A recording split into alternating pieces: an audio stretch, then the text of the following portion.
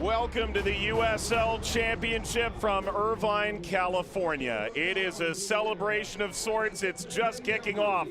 The reigning champions of the league, Orange County's home opener, ready to take on Rio Grande Valley FC from Texas. Tonight's match presented by Hogue. Mike Watts and the Manchester United legend Gary Bailey.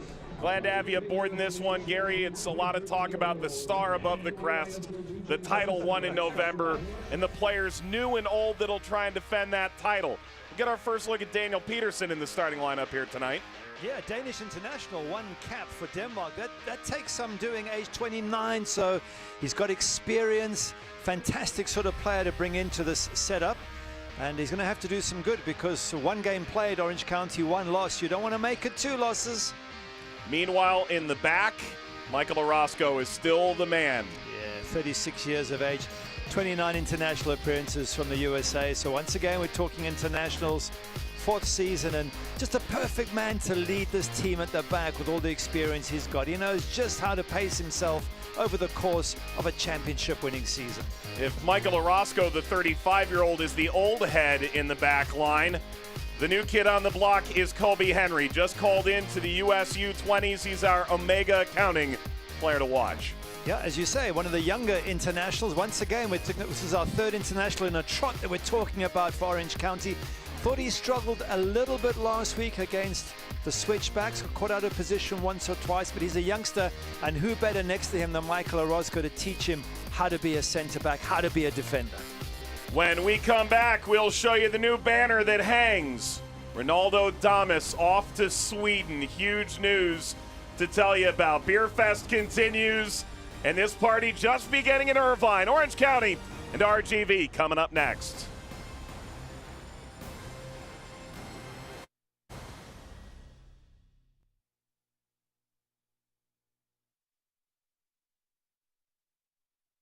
We never knew that it was going to be one of those sought-after IPAs all over the world. One was a double IPA, well, there was a single. It was Doug's idea to combine our two recipes together. And that was the key. They gave me the beer, and I go, this is the best beer ever. And they said, yeah, well, it's 7%. Yeah, and that's how a beer called Sculpin was born. When you're making something and creating this art, and then you get to share it with people and they enjoy it, it's why we do what we do.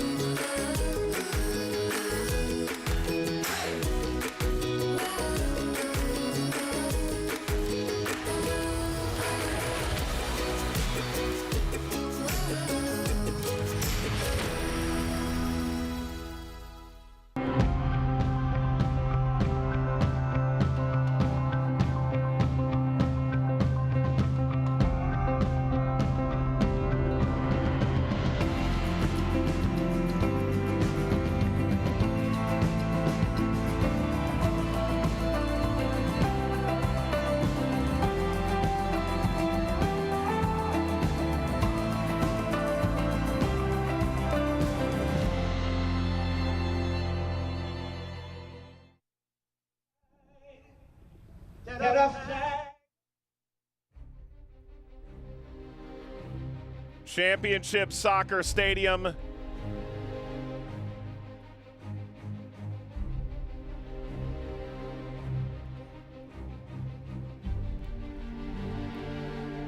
Championship Soccer Stadium celebrates the title holders in the USL Championship. Orange County Soccer Club, finally a trophy to raise and a banner to hang. 2021 USL Championship winners in November in St. Petersburg, Florida, and now they can bask in front of their home fans. Players that have been here, part of the title-winning group, and some newcomers will take part in tonight's match against RGV. Mike Watts, Gary Bailey, happy to welcome you back.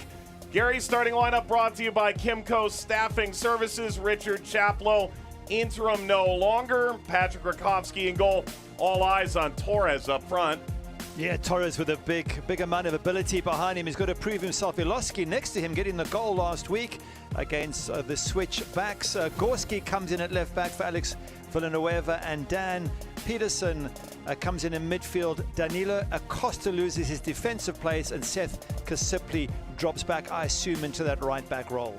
For RGV, Wilmer Cabrera led this team on quite the run. They knocked off Phoenix in the postseason on the road. They've made 2 changes. Ricketts in, Miller in goal.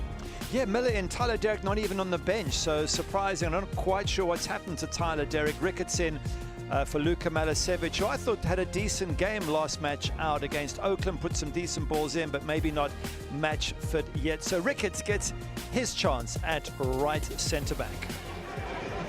So Gary, we're in a theater of dreams of sorts here in Irvine, California. There's Congress people, there's the mayor of Irvine in the building, and there's all these fans who've come to see a championship team, and yet this isn't the team that won that title. And in talking with Richard Chaplow, he indicated they're going to enjoy the moment where the banner goes up, and then they've got a game to play. Oh, absolutely. I mean, it's a great moment to look back and enjoy your success, but already these fans want victory. There's been 1 loss against Orange County. They want to win today at home. And as you said, I think there was 9 or 10 players made their debut for the club in the last match against the Switchbacks. That's a lot of players, those coming off the bench and those starting, 9 or 10 of them. So it is a totally different team that Richard Chaplow's put together. To your point, 1 making his professional debut, 9 more making their team debut. And with that in mind, ready to begin a new season at home in Irvine for Orange County Soccer Club. What a wild run it was a year ago, from the edge of playoff contention to a title. They start from the bottom once more. Orange County welcomes Rio Grande Valley. And Gary, if you're Orange County, you're coming off a loss. You had to play on the road against a team you eliminated in Colorado Springs. Altitude, turf. It's not quite as sunny out in Colorado Springs as it typically is in Southern California. And from that, you fall 2-1, but maybe some lessons to learn from that game? Yeah, I mean, firstly, they were missing Ronaldo Damas, which is a massive loss. Quite a few of their players had only arrived a week or 2 earlier. They were still busy sorting out their lineup. Richard Chaplow and company. And to be honest with you, Colorado Springs Switchbacks, one of my favorites to do well this season, because as good as they were last season, they've got a lot better. So is it a disgrace to lose 2-1? No, it's not, and it happens. But if they lose this one, suddenly the pressure's on already. So it's a vital match to get a win, get 3 points under their belt, and get back to winning ways. Thomas was the MVP of the final, but Patrick Rakowski had to be a close second. Massive save. The penalty kick in the opening 15 minutes denied Sebastian Guenzati from Tampa Bay. And the tide turned with that moment. Orange County grabbed 3 before halftime and never looked back en route to hoisting their first USL championship crown.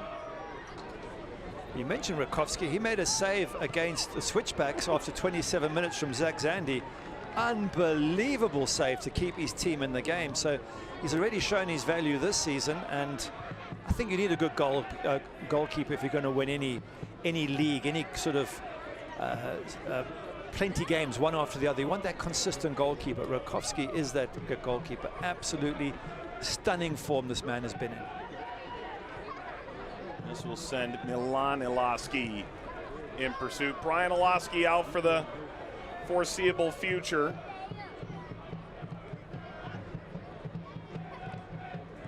Let's take a look at our keys to the game, brought to you by Easy Fleet GPS. And for Orange County, is it really as simple as just playing off the energy tonight, or do you almost have to ignore it?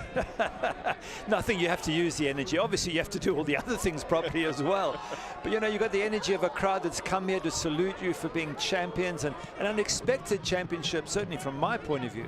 I thought they were absolutely stunning, but I didn't have them down as one of the favorites. So, you know, yes, bask in that. You know the crowd are going to give you a little bit of leeway. They understand that, you know, the season's going to be a difficult one. So even if you go 1-0 down, they're going to be positive. Enjoy it. Utilize that crowd. Out away from Kubo Torres. beard out of play. No Rob Kiernan tonight for Orange County as well. And then there's the big noise made this week in American soccer when it was announced Ronaldo Damas had in fact transferred the Haitian international to Sweden. He actually joined the player who he ultimately toppled in the final, the defensive player of the year in the championship, played for Tampa Bay last year, Forrest Lasso. He went in January to Sundsvall in Sweden, and then Ronaldo Damas followed suit this past week. That's fantastic for the USL. I mean, that's a really decent level of football to be playing at. So if you can move from the USL there, brilliant to Ronaldo Damas. And I think credit also to Orange County, because they said he went with their blessing. They want to develop players. They want to move them on to a higher level. And when it happens, they're delighted for the players. Trouble brewing, lifted away by Jonathan Ricketts, who played 26 minutes in his championship debut for RGV last week and gets the start from day one here tonight on the road. Yeah, didn't test the keeper. My only question, whenever you get shots around the box with a little bit of time, you've got to try and at least get it on frame, make the goalkeeper work.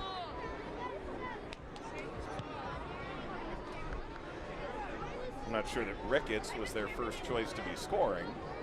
That's neither here nor there. Well, when it comes to you and you're playing at this level, you've got to hit target. That's first and foremost. It might not be a great shot, but at least make the goalkeeper do some work. 4 goals for Chattanooga Red Wolves in the USL League One, the 3rd division. A handful of signings that Wilmer Cabrera made in the division beneath the championship.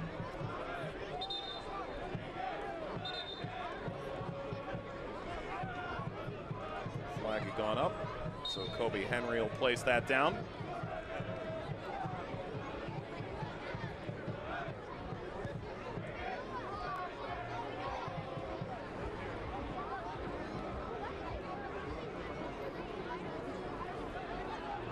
Torres out of room.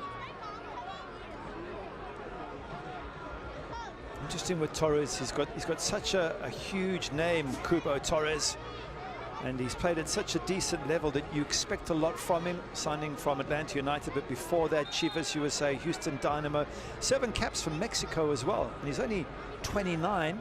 But just watching him against the switchbacks, didn't quite see enough from him, didn't see him threaten enough for me. It was actually the younger Milon Iloski, at 22 years of age, who scored the goal and hit the crossbar. So fingers crossed for Kubo Torres that this is the day that he announces himself to this wonderful crowd. You can see the Coronado gear hanging up there, the California native who played at Cal State Fullerton. As RGV prepares to drive this away. With Kubo Torres, ironically, the best real moments of his career as a professional came from Wilmer Cabrera at Chivas USA and at Houston. He has 2 15-goal seasons. Wilmer Cabrera told us this week, maybe he should come back and play for me again. Well, if he's got that touch, Wilmer Cabrera, then maybe he can sign him at some stage. But he has been a good manager, has he? I know you're a big fan of Wilmer Cabrera, but I mean, he's done wonders with this RGV side, and their win at Phoenix in the playoffs last year, that also caught me on the hop. I did not see that coming. A 3-3 draw at Wild Horse Pass? Come on. And knocked him out in penalties. It was not a match without controversy. Rio Grande Valley approaches the edge of the area. Orange County trying to make their way through midfield. Convoluted effort. Comes down to Caningus. Nico Caningus, 24 years old, mature like a 35-year-old, we're told, Finnish youth international.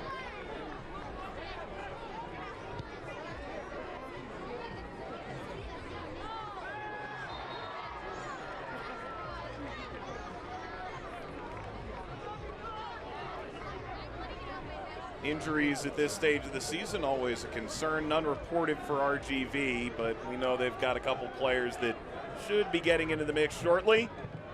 Injury report presented by Whiteboard. Iloski going to come back from a knee injury sooner rather than later, but far more week to week than day to day. It's a long season. You're going to get injuries throughout, and that's also part of what can bring you success or lose success. If your main players, your critical players leave, like Ronaldo Damas, can you replace him? If not, are you going to have the same season? These are all the questions that have to be answered. That's a question they answered last year, because the initial plan was Adam John as the striker. He goes down with a knee injury in preseason. Ronaldo Damas is a 6-figure transfer fee a year later because he steps into that role. Yeah, and wasn't it Thomas Enivoldsen was also going to come in, and he got a knee injury, so he couldn't take that place. You're 100% right. It is so much about opportunities, but then when the opportunity comes, did Ronaldo Damas take it or what? He was absolutely brilliant. Ball flicks away from Isidro Martinez. Coronado.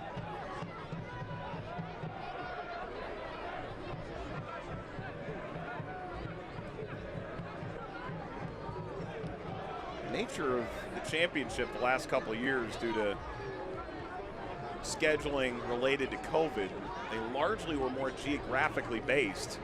RGV hasn't gotten out to Orange County very often lately. I would imagine the Coronado family is more than happy to come see Robert play a little closer to home. But when they did visit last season, they actually won this match 2-0, RGV, in July. And overall, they got a record of 5-3-1 against Orange County. So the Torres probably look at this as a good omen to come and play at this ground.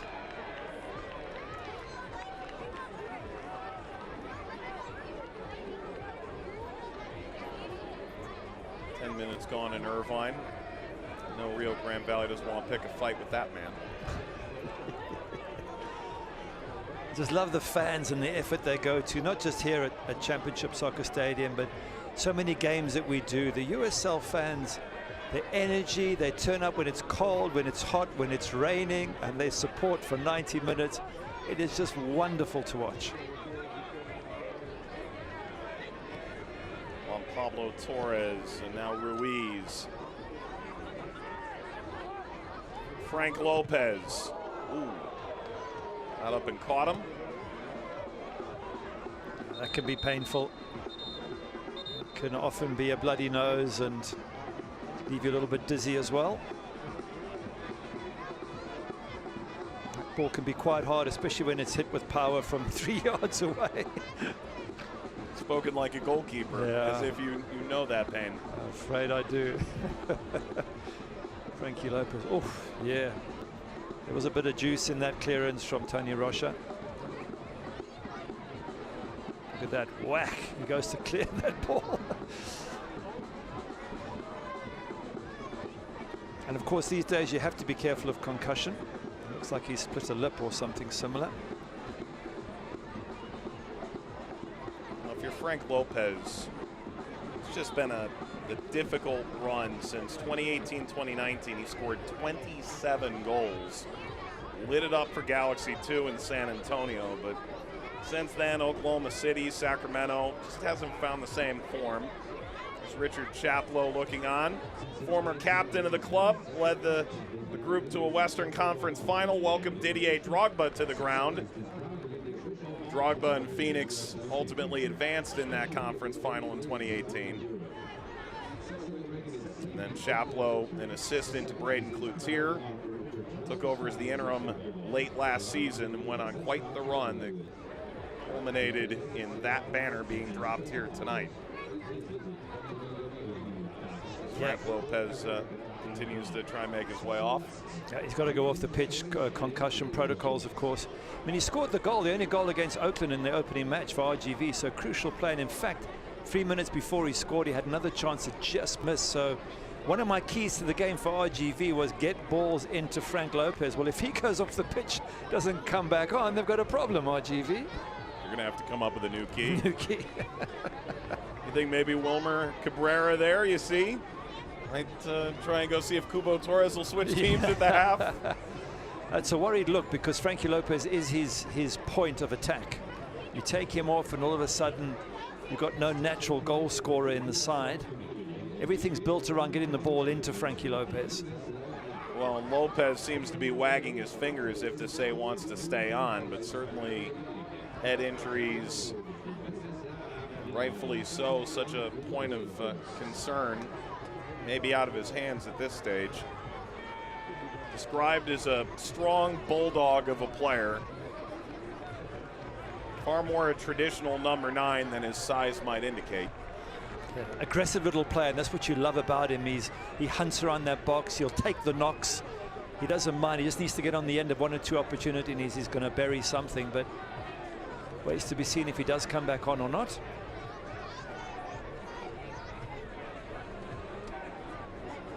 So Lopez waits with the athletic trainer. They'll drop this back into play. And Rio Grande Valley goes to work. The 7th-year club made their 2nd ever playoff appearance last year. Omer Cabrera in his 2nd stint, 2nd season since retaking the reins. Led them to the playoffs in 2016 and again in 2021. It's interesting when you mention his name, because when we chatted to him on the phone, he said because of their good run into the playoffs last season, he said the agents and the players have been a lot more interested in joining the club. They can see the chance of success and glory, and so it's made his job a little bit easier. Well, he said as a head coach, it didn't really change things, but as the sporting director. Yes, yes, yes. He sort of wears 2 hats at the club, doesn't he?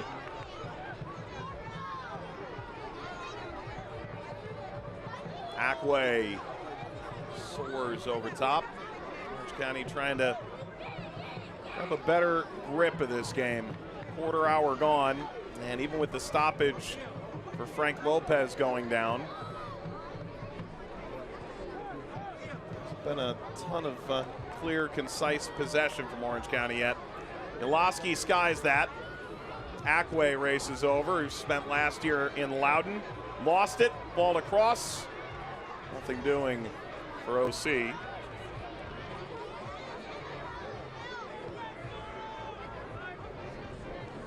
Orange County coming off a defeat week 1 at Colorado Springs. Win for RGV against Oakland. Home teams won 11 of the 13 games opening weekend of the regular season in the championship. And Isidro Martinez won a free kick.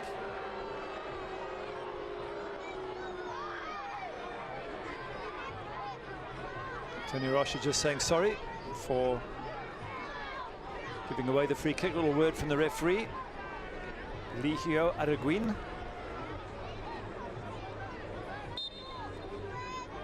This is an Orange County side, which interesting, when we spoke to Richard Chaplow, he said, yes, last season was incredible, but we still didn't have enough quality in the final third, which is a bit of a thing to say when you've just been crowned the champions. But he does make a fair point. They got through on a couple of penalty shootouts and a little bit of luck, perhaps, or whatever you want to call it. So Kubo Torres arriving is perhaps what he feels might be the missing link there, someone who can be perhaps a 20-goal scorer along with Milan Iloski. That remains to be seen. He did say Kubo was a wonderful guy, and that besides him being a fantastic striker, he was just awesome to have around the locker room. And that's what you heard in Atlanta as well, where beyond playing with the first team and Atlanta United 2 was touching the academy a little bit as well and working with some of the younger players. And you would imagine with the pipeline Orange County has, they'll likely have him involved organization-wide. Thrown in by Kaningas. Kept in somewhat remarkably. Well, Lopez thankfully has returned. RGV team that has perilous depth at the forward position. Lopez is running through midfield between those 2 center backs.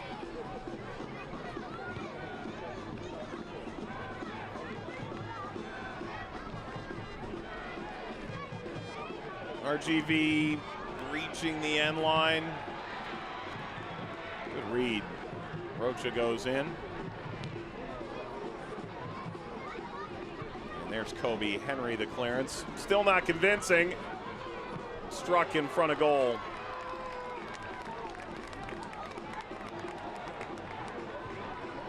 before Zach was looking into it, and that's launched. To nobody in particular.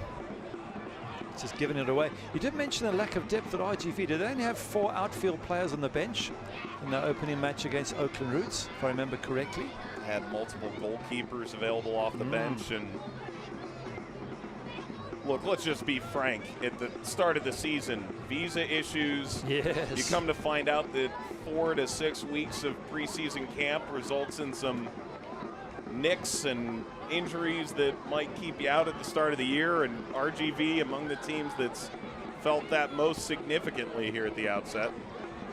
Yeah, it is a juggling act for almost every manager in this league. Maybe there's 1 or 2 like Lou City who've got 80% of their players back, but for the majority it's mostly new players. I think Wilmer Cabrera was saying he lost 70% of his players from last season. Wow, so you've got to almost start from scratch. And you're right, there was a couple of visa issues, so players only got their visas with 2 weeks before. They could start, they could train only 2 weeks before, so they're not 100% fit. So, yep, very, very difficult for managers under these circumstances, which is why an opening win for RGV, I'm sure, was well received by Wilmer Cabrera. Orange County, they were starting preseason a lot of days, 13, 14 players available for training. Then adding from the reserve team, trialists.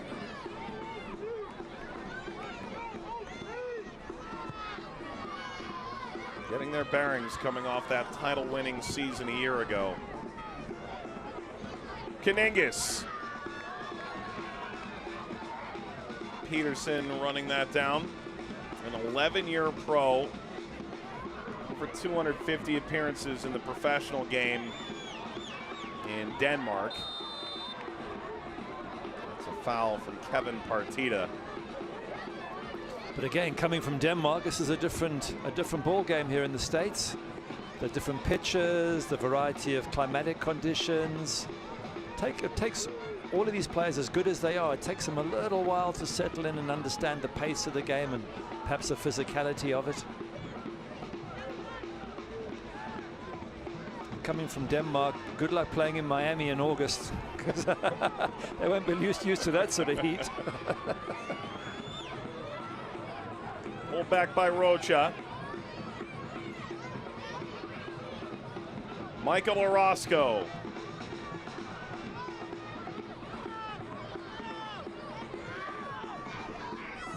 Caningis. Picked up the lay of the land in Southern California pretty quickly last year, Caningis did.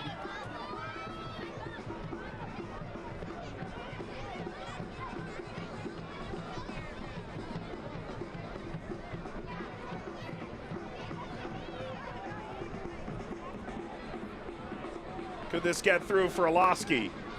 He knows better. He can let this out for a corner. A good goal he scored against the Switchbacks in that opening game. Clever little move through the box and tucked it away neatly. Also hit the crossbar from a free kick, so very impressive debut for Milan Orozco.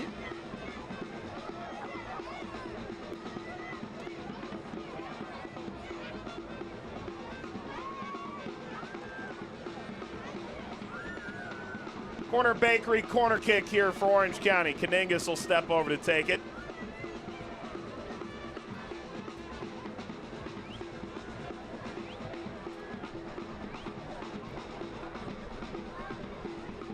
Caningis. Henry was the target.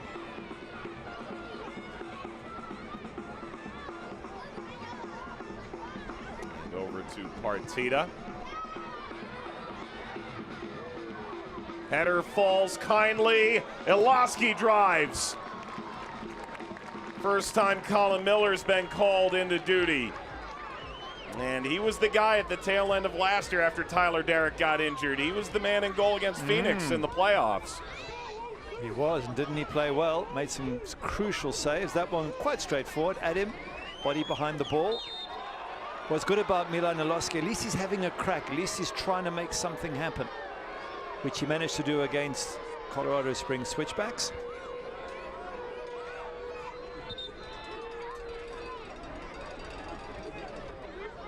And here's this effort again. This is a long way out, 25 yards, straight at the goalkeeper, body behind the ball. It's a comfortable save in the end, but it's the intention from Milan Orozco. It shows that he wants to have a crack. He's prepared to test the goalkeeper from wherever he can, and every once in a while that one of those will fly in the top corner or get a deflection. That's how you get goals on the score sheet. This could be Ricky Ruiz, California native who played in Orange County's under-23s, but instead it's Martinez. Headed down in contact galore. It's a foul won by Orange County. Good time to tell you, there's a party going on in the fan zone tonight for the first beer fest of the year in the annual OCSC Beer Fest series. Fans can enjoy unlimited tastings from over 25 local breweries, over 50 different flavors. There's still time to get tickets to the summer and fall events. So visit orangecountySoccer.com/tickets/beerfest.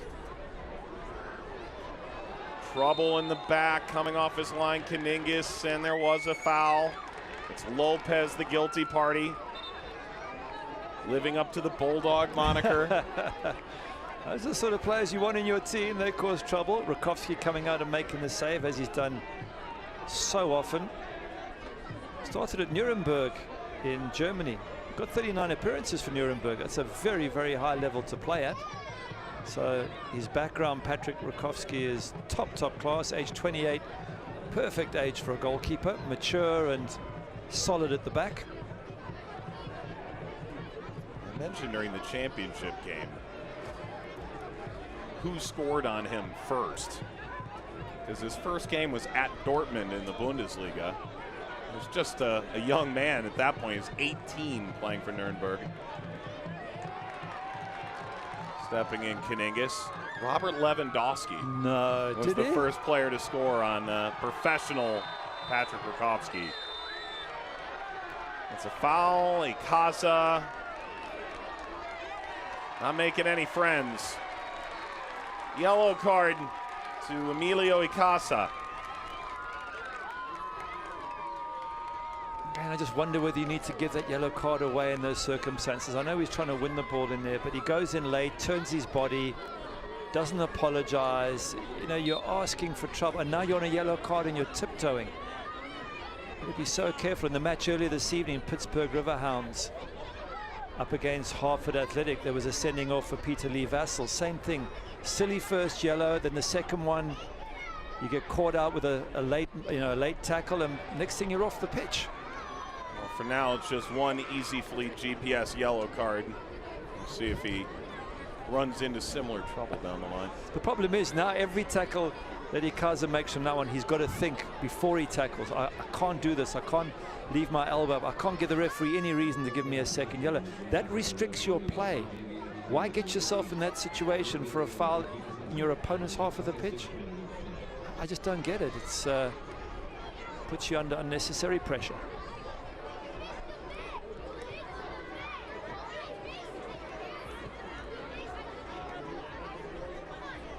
Ricketts. Orange County is going to press a little further into the RGV half here. Part of the conversation for Orange County, not just that they wanted to put the game to bed a little bit better, a little more depth in the attacking positions, but the idea they want to be a little more aggressive is something I think we came away with from Richard Chaplow. Yeah, I mean, aggression helps. All these things help. Tactics, experience, ultimately good players help. And again, I come back to Kubo Torres. He has been a top-class player. He's lost his way a bit. He's come down to the USL, and Richard Chaplow said, you know, his job is to get him back up to the top level. But I want to see something from him. So far, nothing in this match, not much in the previous one, but doesn't mean to say he can't suddenly click into gear. Early days for the newcomer. Meanwhile, decent run ahead. And reaching the end line, floated back across. It's over Ruiz. Caningis is fouled in pursuit. Good defending by Orange County, but question mark about the ball put in. Frankie Lopez, not the biggest in the world, so a big high ball into the box isn't what Lopez needs. He needs things on the ground.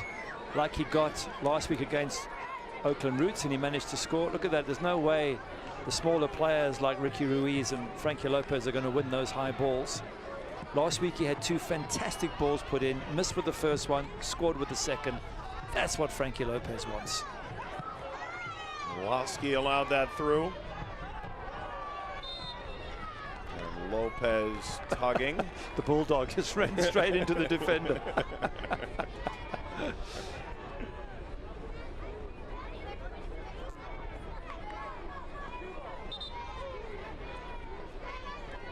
Kadingas will step back.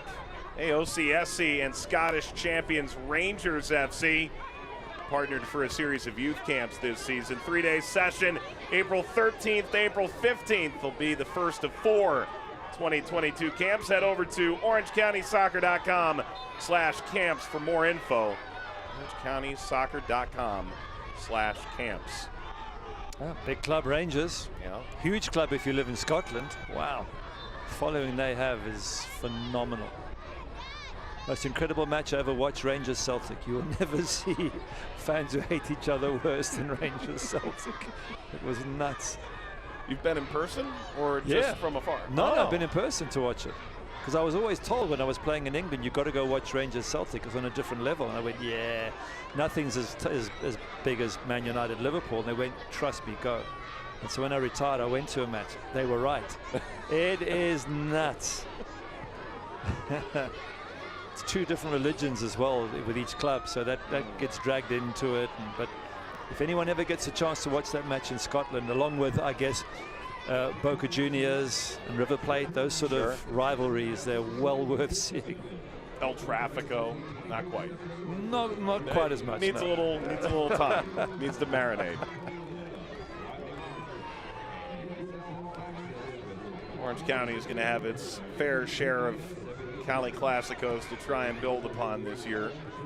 Landon Donovan's side down in San Diego. You got Galaxy 2, who were neck and neck for a playoff position with Orange County much of last year before Orange County pulled away.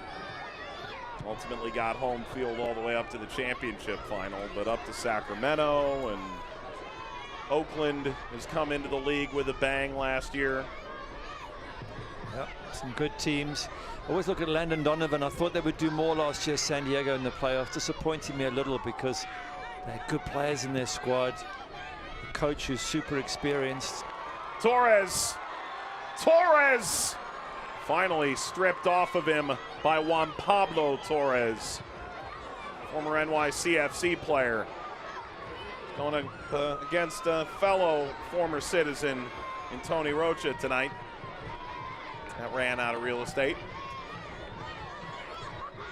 A little glimpse there, wasn't there, for Cubo Torres? We thought, is this the Cubo Torres with 7 Mexican caps? And still not quite happening for him yet. And in terms of the teams he's played for down in Mexico, Cruz Azul, Tijuana, Pumas, Chivas, before coming to Chivas USA. It's not small potatoes by any stretch. No, and he's still 29. If he was 33, 34, you say, okay, he's at the end of his career, his legs are going. But he's 29, he should be at his absolute peak. Just 1 goal to show for the last 2 seasons at Atlanta United, which, to be fair, haven't been as high flying as the early days of Tata Martino's Atlanta United sides. Torres played a much bigger role than anticipated, in part because of the Joseph Martinez injury upon his arrival.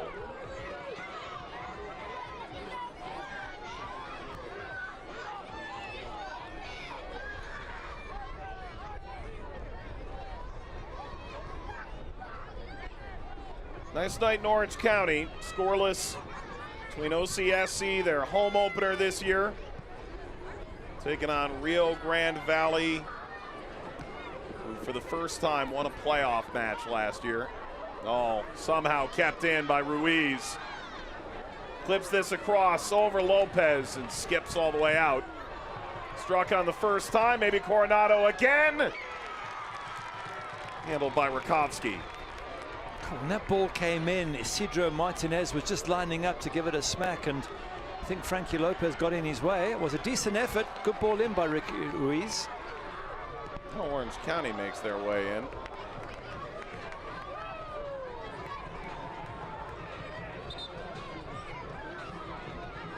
Tornado part 1 and 2. Yeah. A little deflection there too. Deflected shot, not a problem for Rakowski.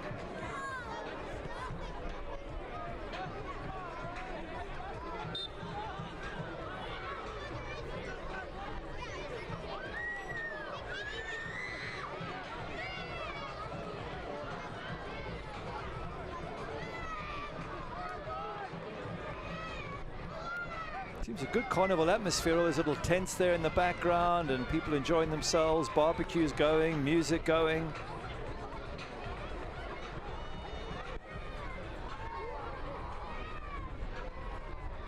Had a really decent time last year bringing in musical acts and beer fest, and the winning helped. Yeah, as it does, yeah. You know, I have a feeling. I'll tell you what, there's some barbecue there for you. This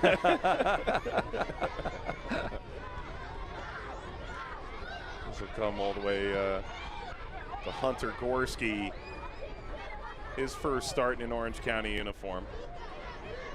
There's a band that I'm a fan of that's actually playing here at OC Great Park. This is turned over. Lopez. Head for Ricky Ruiz, good from Orozco. Maybe there's a chance to run. Kubo Torres trying to hold himself against the last defender. Now Torres weaving and winding through midfield. He's trying to get players to move here.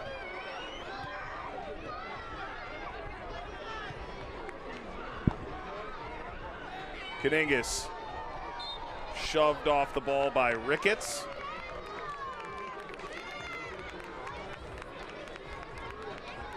Interesting that Caningus is on the left-hand side in this match. He was more on the right-hand side in the previous one against Colorado, so perhaps being moved around to make space for Dan Pedersen. But a good position here to put the ball in the box. Give the fans something to shout for. All these home fans want to see some action. They want to see Colin Miller under a bit of pressure.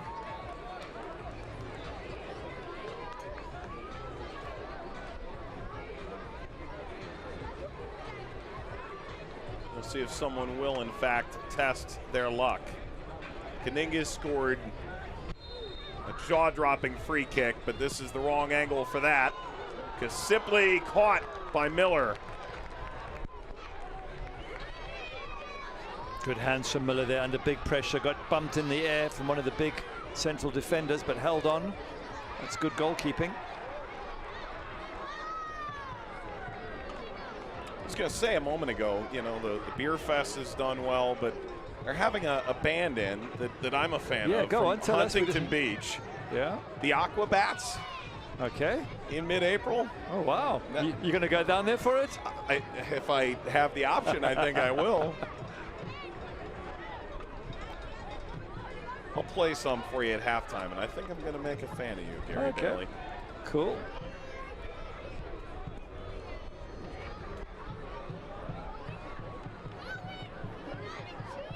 Game needs something, doesn't it?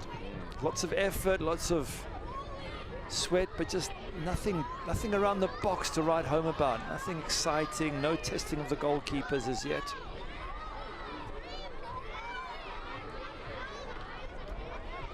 Simply put, is it a little spark of ingenuity that it needs, or? Yeah, but in a funny way, this was almost Orange County style last season. They gave nothing away, and they ground out little 1-0 wins, 0-0s, went to extra time.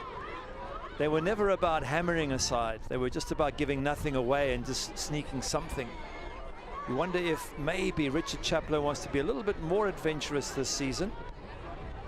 Play a bit more on the front foot.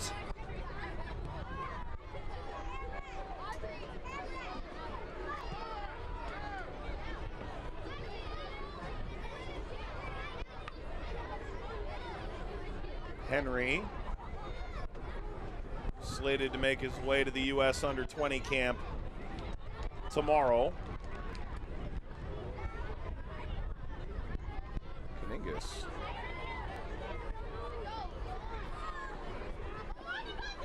Step by Ricketts. Attempt to overtake that. Look at Orozco. Tad out of position here. Yeah. Setting the tone. Got some energy for a 36-year-old, a centre back in the centre forward position. Same kind of vivacious energy you have, Gary. Yes. Kaningas shown a yellow card. Presented by Easy Fleet GPS. Again, I want to see it and see if it's a worthy yellow card, because for the same argument we had before, you don't want to give away easy yellows. If you're going to give away a yellow, it's because you're stopping a goal-scoring opportunity, which I don't think that was on the halfway line. So that's the second player who's going to have to tread carefully. Update elsewhere in the championship. San Antonio has polished off LA Galaxy 2 2-1, and for just the second time in their franchise history, they start with 2 wins from 2 games. Let's take another look there. Is that enough for you? Well, I couldn't see clearly what happened. It seems like just a push, but why? Why risk getting a yellow on the halfway line for nothing important? Save it for on the edge of the box when you really need it.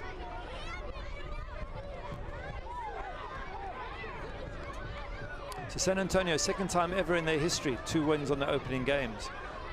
Are they one of your possible favorites for the Western Conference? Absolutely. How much trouble do you want to get into after last year, Gary? Gary Bailey, Manchester United legend, gets onto the studio panel show last year and angers some 25 coaches around the USL Championship. And then the one coach who got picked said, "Why did you pick us? Now we have all the pressure." Too true.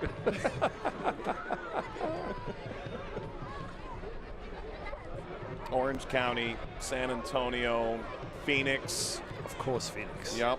Of course. San Diego in your list or not? I think they'll need to show it before you can really feel confident about it, right? Gotcha. That's going to land in a different county. Not the best cross ever. That'll get the County Line Coalition juiced.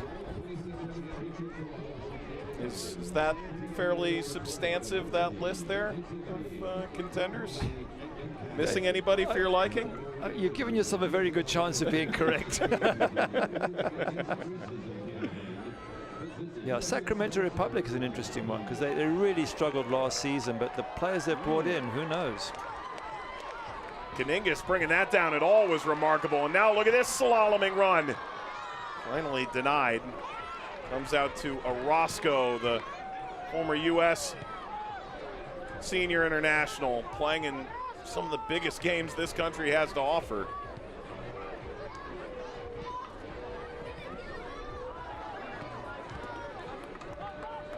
Yeah, certainly Mark Briggs has totally retooled that group, hasn't he? Colorado Springs is a silent killer, aren't they? Yeah, that's right. Well done for mentioning them. I think they're right up there with a chance. That front line they have, of course, Haji Barry, Misha Galina back, Elvis Amo. Wow, if you can keep tight at the back, and with Jeff Caldwell in goals now, if they can keep that defense tight, I think they're going to go right the way. Yeah, we saw Caldwell obviously last week with Orange County falling at Colorado Springs, but beyond that, Gary, his time in Hartford didn't get very far without Harry Watling sharing his praise. First yellow card going to an RGV Toro. It's Ruiz going into the book. Beg your pardon, Ikaza also in there. 2 yellow cards to RGV. Ricky Ruiz very quick there to apologize and say sorry. Still gets him a yellow card, but at least I think other players appreciate it when someone says, hey, I really didn't mean to do that. Look, he lunges in there, which you can't do these days. But as he gets up, he turns around and says, hey, sorry, didn't mean to do that. Good sportsmanship. Yellow cards this season again presented by Easy Fleet GPS.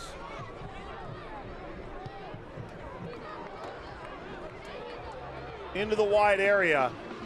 Little room to get some service across. Header back. Hammered high.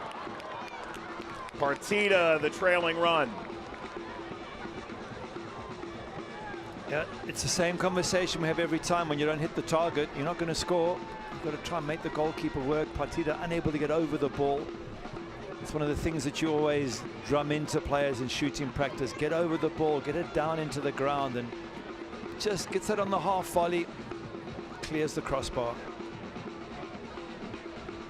A little line from Richard Chaplow about Partida, by the way. He runs so much that just watching him makes me tired. That's what he said, yeah.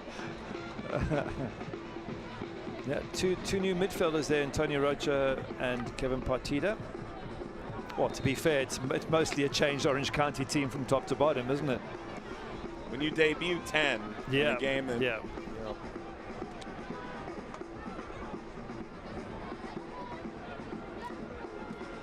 I think it's easier to say the players who played last season than it is just to name the changes. True enough. Goalkeeper, Orozco at the back, Kasipli, Kobe Henry. Is that about it? Well, I can tell you who's out. Markkinen, Powers, Inivoltson, Alston. Darwin Jones didn't play much last year, if at all. Eric Calvillo, Ronaldo Donis. Yes, yeah. Wow. All the play from Ben Mines in the back half of last year. Good run ahead here by Frank Lopez. Cuban tees that up. Gets another look. Orozco quietly comes in from behind and swipes it. And Orange County's on the move. There's pressure on the back of Ackway.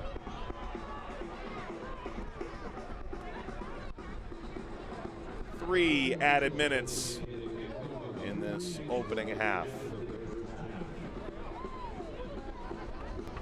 Coming up at halftime, we'll talk about the news that was on everybody's lips this week around the championship. Ball across, good clearance. Still more for RGV, a bouncing ball. It'll lead to a corner. Hey, don't miss the latest Orange County Soccer Club news and show your OCSC pride. Follow the team on Instagram, Twitter, Facebook, and TikTok.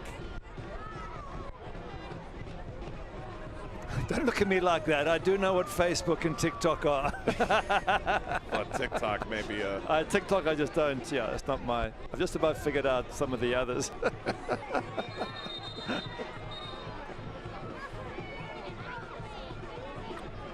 There's a collective eye roll here as the referee has gone in to try and sort things out.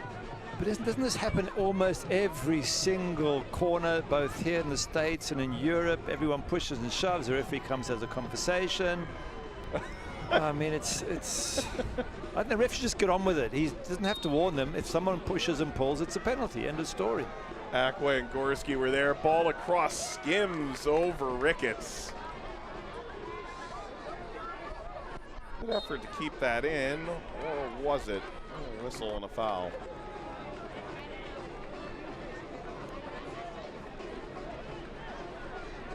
That sort of sums up this first half, doesn't it? Lots of pushing and shoving and effort by players, but nothing really of quality to test the likes of Rutkowski or Colin Miller on the other end. Maybe that'll change second half, hopefully, for this pumped up crowd. With senators watching, and who else? And mayors and... Told Congress people. I'm Congress people. Not sure we've gotten into the Senate chamber here. Okay, gotcha. The House of Commons. Oh, in England, the House of Commons in England, yeah. Are they represented tonight?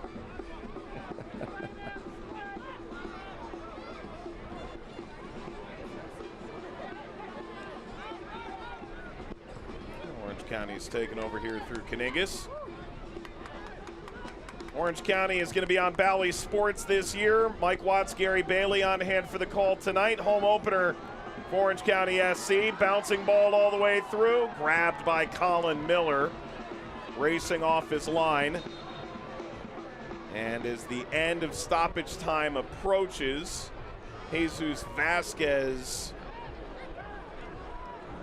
involved in that three-way collision. think he got the goalkeeper's shoulder in his stomach, and that just winded him for a moment. Big Colin Miller coming out, getting the ball, and then colliding with his own centre half. Let's have a look. Watch the goalkeeper come late here, and then bang, there he goes. He hits him right in the ribs, knocks the wind out of him, and down he goes. Have to think he's as happy as anybody to hear the halftime whistle. Scoreless here at the break, a game that just needs a little spark in it. It does. It could do with more than just a little spark, a couple of big sparks. Anything will do. It's not for lack of effort. The players have all put in a good shift, and they've all tried. It's just haven't got past the defenses on either side. So hopefully we get something more exciting in the second half. Coming up at halftime, we'll take a look at the news. Ronaldo Damas transferred overseas. What that means within the USL Championship into this Orange County Soccer Club side that prides itself so greatly on developing the next generation. First half highlights and stats, as well as a look at the scoreboard here on this Saturday. Unleash the banner. Champions a year ago. Orange County welcomes a hearty crowd to Irvine here tonight. Scoreless at the break, and the big guys taking in the sights. Pro Sport halftime begins when we return.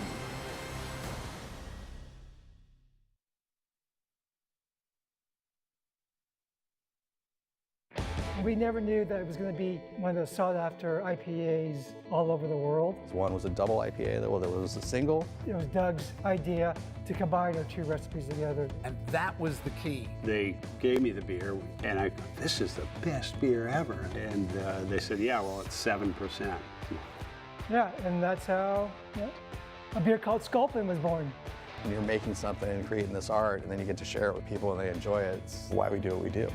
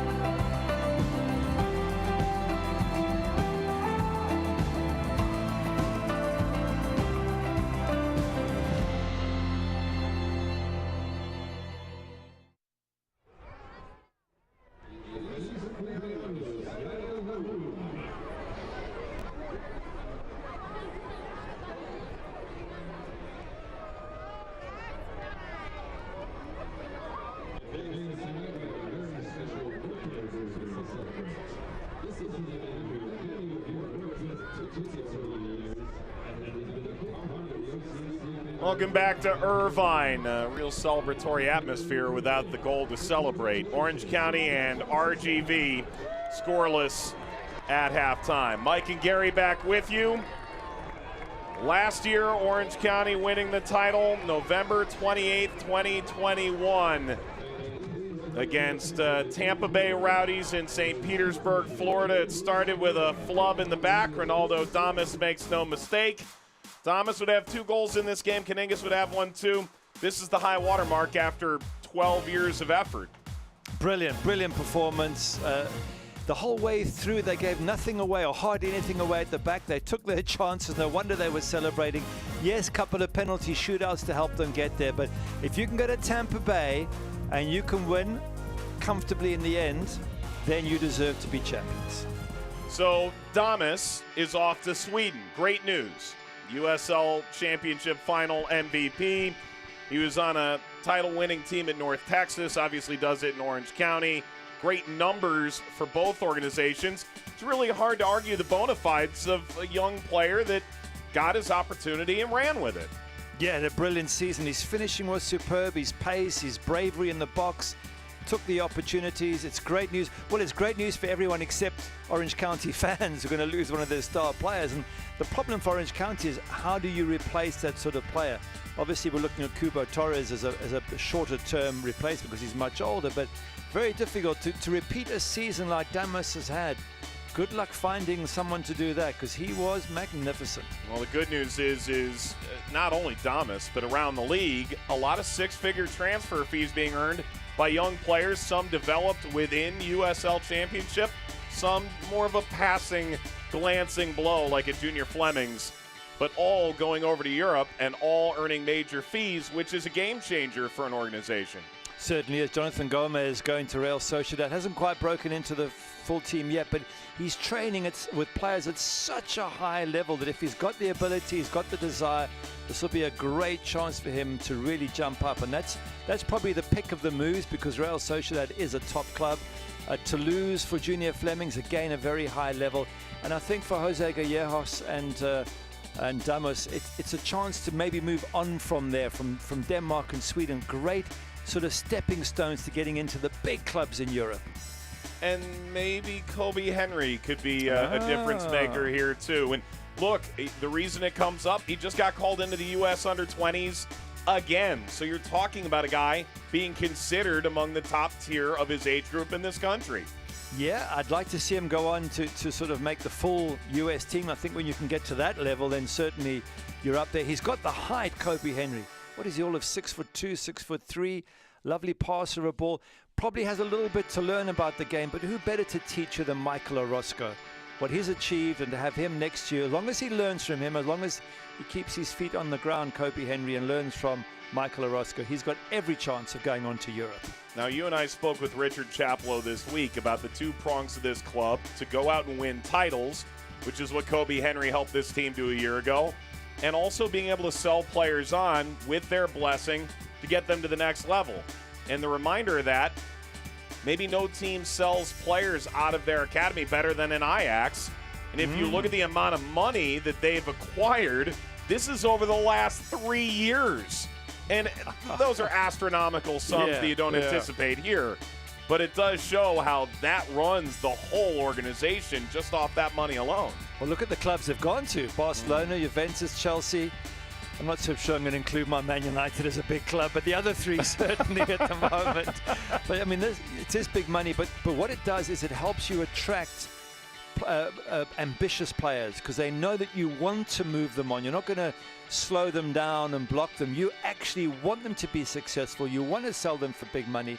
And so young players will come to you and say, right, help me be better, help me improve. And that's a great approach to have, and Orange County have picked up that approach, and credit to them. And of course, U.S. men's national teamer Serginho Dest going from Ajax over to Barcelona. So we'll have to think about it. We've got plenty more coming up here at halftime. Orange County and RGV are scoreless at halftime in Irvine. First half highlights and so much more coming up.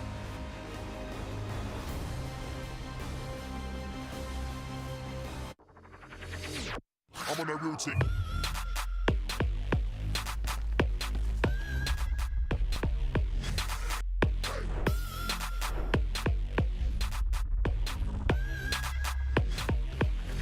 I'm on that routine.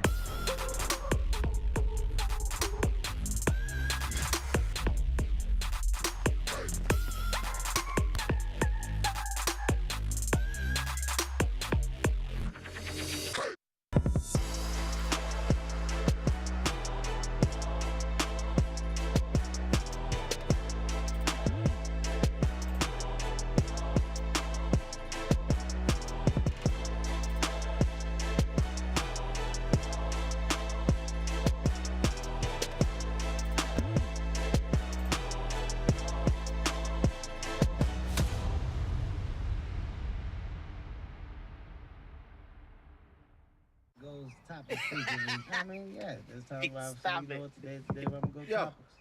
Roll it down. I am. You don't need a car to listen to Sirius XM. You can listen anywhere. You know that, right? What? Kevin Hart's Laugh Out Loud Radio. Kevin, you could use your phone. What? What? Alexa, play Kevin Hart's Laugh Out Loud Radio on Sirius XM. What? This is how I know you're getting old. I guess that was it. What?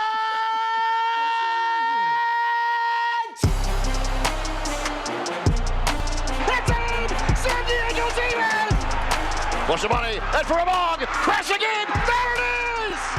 First of the year for San Diego! And it's into the back of the net! El Paso! Far corner and it's in! What a goal! Are you watching Football Americas?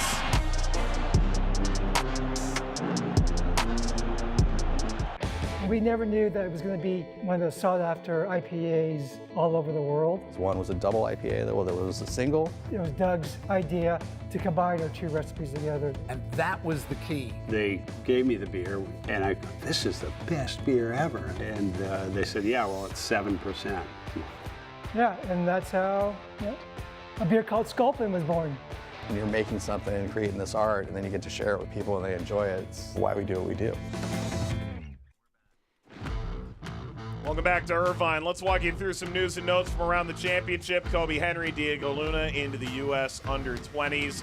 About USL Super League, do you like this, that they're going from fall to summer in the new Pro Women's League that begins in August 2023 after the World Cup? It's a very, very interesting concept. I heard you and Devon talking to the lady who runs it. Amanda Vandervoort. That's the lady I was thinking of on your USL All Access, and it was a great interview. And her reasoning for actually having it at this time of the season, you asked her the question, is it going to compete with American football and basketball? And she's like, yeah, bring it on. This is something for the women. So good luck. And then El Paso, San Diego will be on USL's ESPN package. ESPN Deportes. Don't miss it. Here's the scoreboard. San Diego up on Sacramento at the half. That's major. Top left. Las Vegas ahead of Phoenix Rising. I was saving that for the end. Oh, were you? Sorry. You know, it's been rumored that Phoenix, at times, in Las Vegas, might enjoy the sights and the sounds. Well, you should do that after the game, not before the game. Well, a lot of teams seem to figure that out a little too late. How about Tulsa over Birmingham? That's a major result. And then we've got some Wednesday action on ESPN+. A lot of Wednesday action. Yeah, a little testy away match for Louisville City, for Tampa Bay Rowdies. San Diego at Tucson in the Cup. By the way, San Diego 2-0 up against Sac Republic in that previous slide. There's a surprise. Keep your eyes open. All right, we've got plenty more coming up here in Irvine, California. Scoreless between Orange County and Rio Grande Valley. Back in a moment.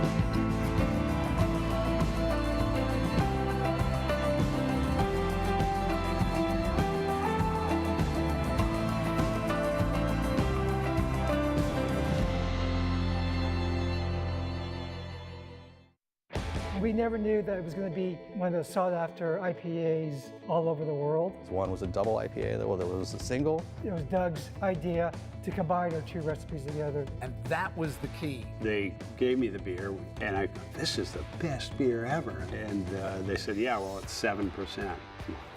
Yeah, and that's how a beer called Sculpin was born. When you're making something and creating this art, and then you get to share it with people and they enjoy it, it's why we do what we do.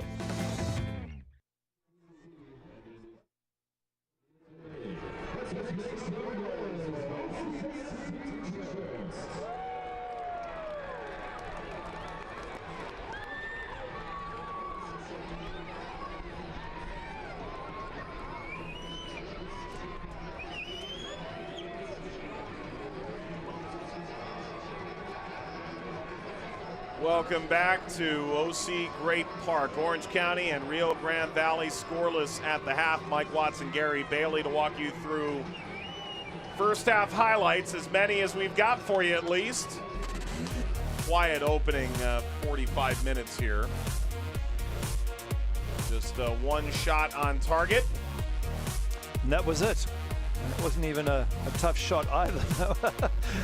Colin Miller comfortably body behind the ball there. At least Milanolowski having an effort, but nobody else on the pitch seemed to be able to get anything on target. This one here blocked and bobbling around and then deflected, so you can't really call that a shot if it comes off the deflection. That one from Robert Coronado. There was a couple of other shots over the crossbar, but nothing really to write home about. First half highlights brought to you by UHSM. RGV 5 shots to Orange County's 2. We'll see if one of these teams can grab all 3 points here in the second half. Orange County home opener rolls into the second 45.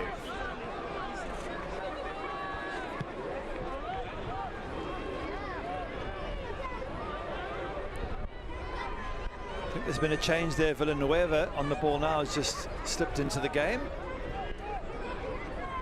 Orange County made 2 changes coming into the night. Peterson and Gorski replacing Danilo Acosta and Villanueva from the opener in Colorado Springs. Ackway getting involved there. It's Partida who came off. Villanueva in. If you're Orange County, the intriguing thing is you go, okay, you won a title last year. You finished 9 unbeaten. Everything lines up that what you did should carry over, but it was a club taken over halfway through by an assistant coach, and Richard Chaplow takes over the head job and didn't really rock the boat that hard. Not a lot of players coming into the equation, so you go with what works in that moment. But this year, maybe the shape a little bit different. They've toyed around with other ideas than what maybe worked a year ago, because ultimately the identity was always going to change. Yeah, and if you lose someone like Damas, maybe you can't play that same style of football. Interesting, when we spoke to Richard Chaplow, he said he's been recruiting so that he can play 3 at the back. Yep. Whereas last season he was playing 4, so he has recruited, you're quite right. He's recruited for a different system, a pattern of play that he feels 3-5-2 is better suited to Orange County. Well, and then he spoke about the idea that, you know, when you are under pressure, becomes a 5, gives him that flexibility to go about a game and a game plan in multiple ways. Here's a look at the foul. We'll step in there for Mikasa, who's on a yellow card. Yeah, a lot of coaches believe exactly what you've said, that when you play 3 at the back with 2 wingbacks pushed high, you can just drop the wingbacks back and you can have 5 at the back. So you can go from 3 at the back to 5 at the back. You're very flexible, it's easy to do, and that's why a lot of coaches like that system. This will run out. We'll do it again. A Left Coast Brewing is the official watch party partner of OCSC. Catch all OCSC away games televised at Left Coast in Irvine, located less than 5 minutes away from Championship Stadium. Enjoy the variety of craft beers, delicious barbecue in the tasting room all season long while supporting your USL champions, Orange County Soccer Club. Take another look at this. Kaminga's got to be careful. We spoke about this already, on a yellow card. He and Akasa playing a little chicken with some early fouls in the second half. Yeah, well, like I say, we saw with Hartford Athletic that happened to Peter Lee Vassell. Got 2 yellows and exited the game just before half-time. There have been 8 red cards already in the USL Championship season. We're less than 25 games in. Isidro Martinez. Nearly enough quality to break through.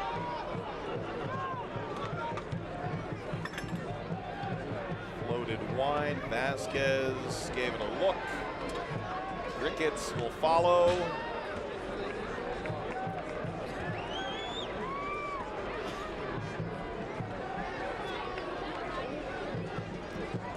It's something that Orange County are going to have to get used to. You mentioned just now being champions, but for the first sort of 8 or 9 games, you would think everyone will be gunning for them. Oh, tell you what, that Ricky Lopez, they looked like he was brought down, but he didn't appeal. But just to finish my point, everyone's after you. It's going to wear off halfway through the season or even before that, but for the first few games, everybody wants to beat the champions. So Orange County have got to accept that it's going to get harder and harder for them in these opening games.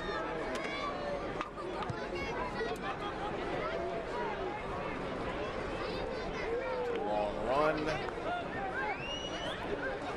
Seated here by Henry for a corner.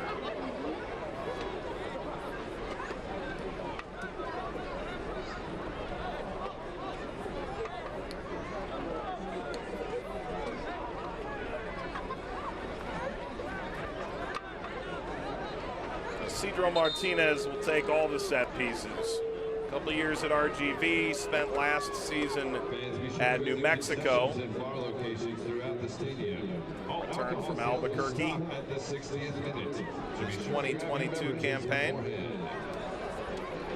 Step away from that. Miller's come up to check on Akwe. A little bit of time with Red Bulls. Went to Richmond Kickers. I'm allowed in the last year.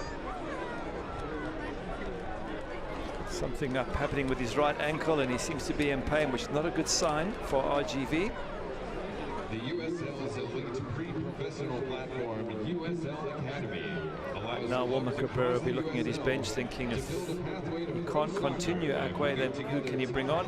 He's got the likes of Frank Nadase and Stefan Muller.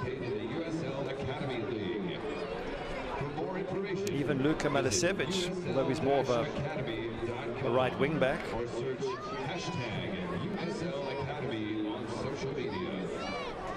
Shaking his head. Let's have a look and see if he's going to be able to continue. But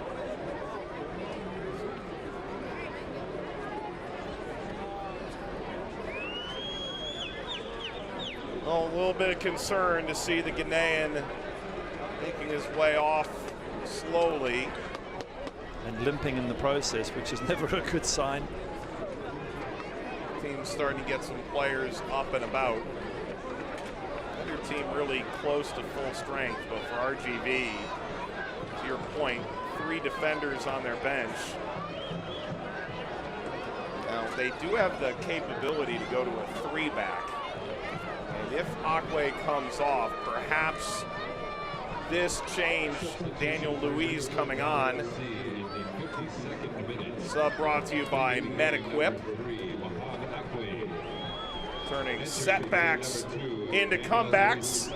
Maybe Daniel Luiz will allow them a 5th player in midfield and change the dynamic here. He's also 6'5", comes in on the set piece.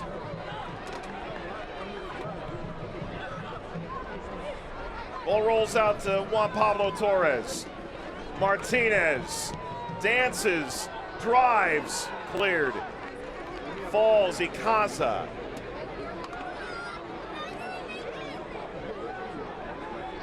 RGV trying to make something of this. It's going to roll out on the delayed run, Frank Lopez. He's absolutely huge, that Daniel Luiz. You're right, 6'5". He is massive. Ideal person to swing a high ball into the box. And comes from Cuba. Defected during the Gold Cup 3 years ago. He's got 19 caps for Cuba. So, and yet he's been playing in the League 2. There's the rain coming down. He's been playing in League 2, which is interesting. When you're a Cuban international, you think you play at a higher level. Anyway, he got rescued from League 2 and brought up to the USL. Think about some of the players that went to Charleston and had to wait for things to clear up a little bit on the paperwork side before they could jump into the professional ranks. It's happened from time to time.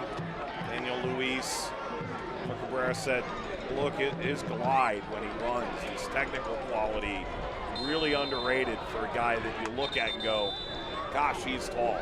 He's huge. He's more than tall. You should put him next to, Whoa, straight red. Red cards come off. Another red card in the USL Championship this year. Crowd is roaring. I wonder if it's Ikaza getting a second yellow that leads to the red, because he seems to be the one pleading with the referee. And if it is, it goes back to what we said in the first place. Don't get the first yellow, because then you've got to be so careful of the second, haven't you? Yeah, it is Ikaza. You've been pressing about this for, what, 40 minutes? Yeah. All right, let's see if we can get a better look here from 8.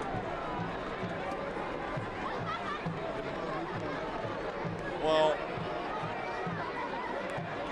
it's Juan Pablo Torres that did the final damage there. I think he might have kicked out just before that, Ikaza, but it was, you could hardly see anything there, unless of course he's turned around and swore at the referee. That could also have happened. He could have turned to the referee and said something about that free kick being given against Juan Pablo Torres. Either way,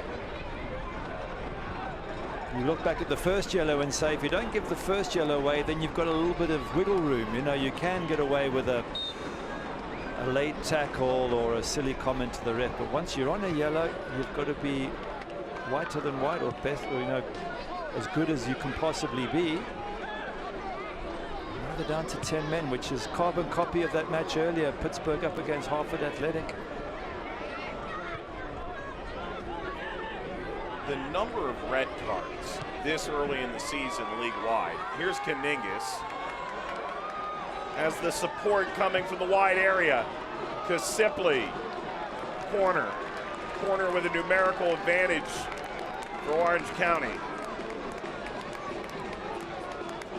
I think the referees are being very strict, and maybe overly strict, judging from what I've seen. But if that is the case, and I'm not saying it is, but if it is the case, then players have to react the same way that you change the way you play when you play certain opposition. If the referee's strict, then don't give the referee any opportunity to hand out the yellows. Ball across, that got flicked on. Deflection. Wow. I didn't realize just how many red cards have been handed out since I last looked that stat up. Go on then. Today alone, Red Bull, Galaxy, San Antonio, Hartford, Indy, Monterey Bay, Birmingham, and RGV, 8 teams have been reduced to 10 men out of 13 games. Contact edge of the area, whipped away by RGV.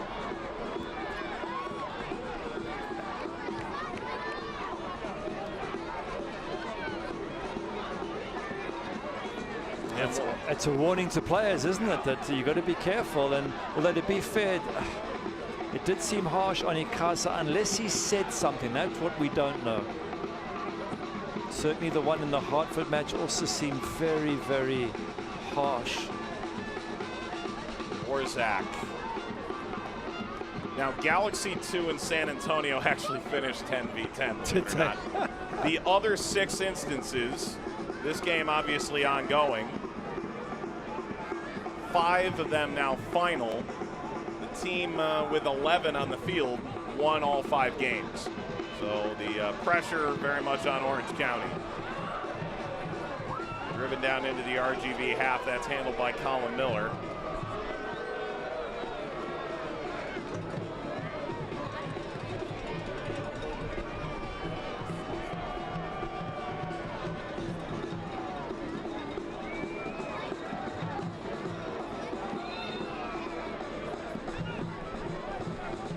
RGV preparing a sub. They're going to make that move right now.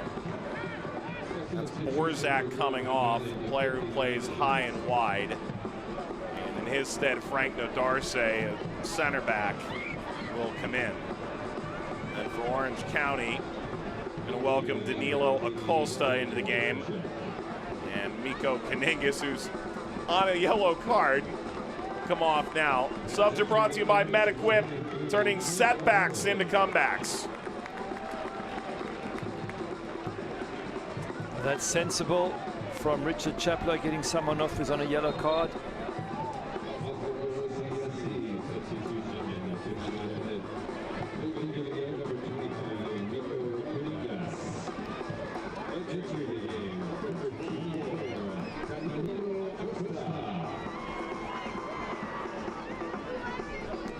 got the feeling that Richard Chaplow, after some mistakes, were really the undoing. He called Orange County their own worst enemy against Colorado Springs on the road to open the season. And a multitude of other factors involved as well. And certainly Colorado Springs felt a measure of retribution in their win after last year's playoff defeat. Ruiz, Lopez. But he did indicate there are going to be a couple changes to the Orange County team, and those two players that came off the starting 11 game over game are in here off the bench. Maybe a chance to make a statement to their new manager. Yeah, 100%. They were very loose at the back, and in fact, the goalkeeper, Patrick Rakowski, made that save I mentioned earlier on in the 27th minute.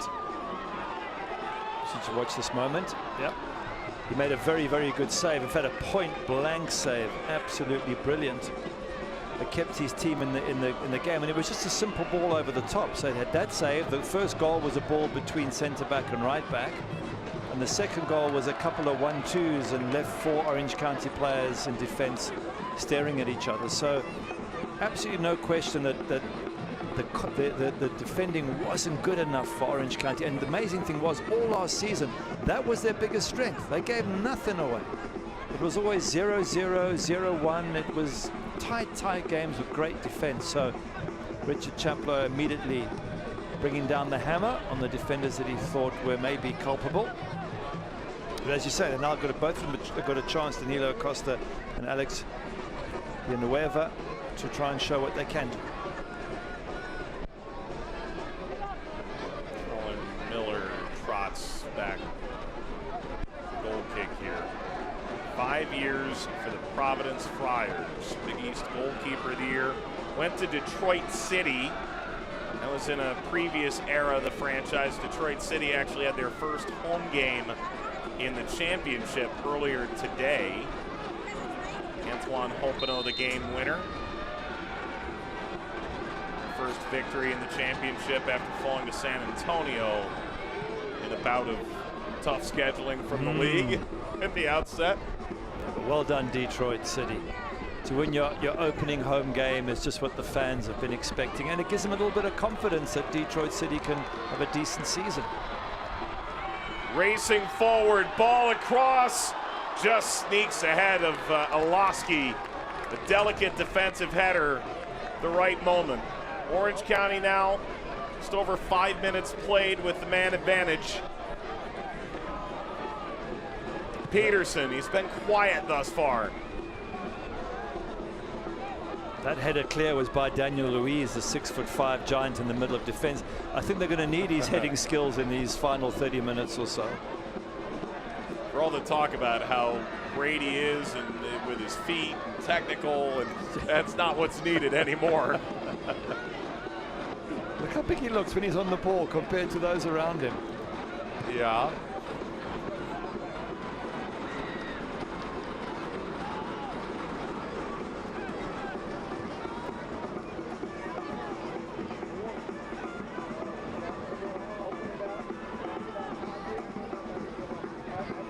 Bit like Alec Faust calling a penalty kill right now for RGV. I mean, this feels like an LA Kings game.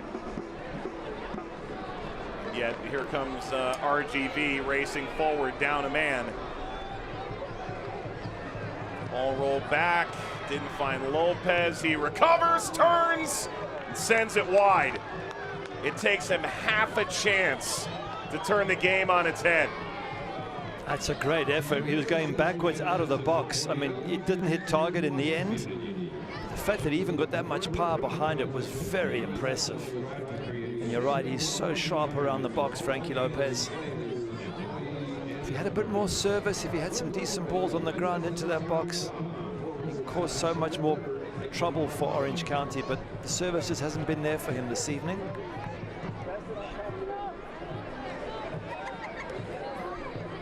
By the way,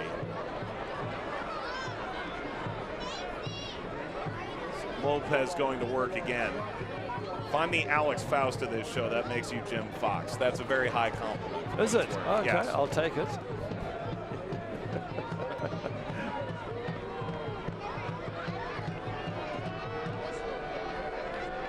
RGV playing with 10. Icasa sent off for a second yellow. Orange County started to put some real pain on RGV. Now Kobe Henry's gone into the book.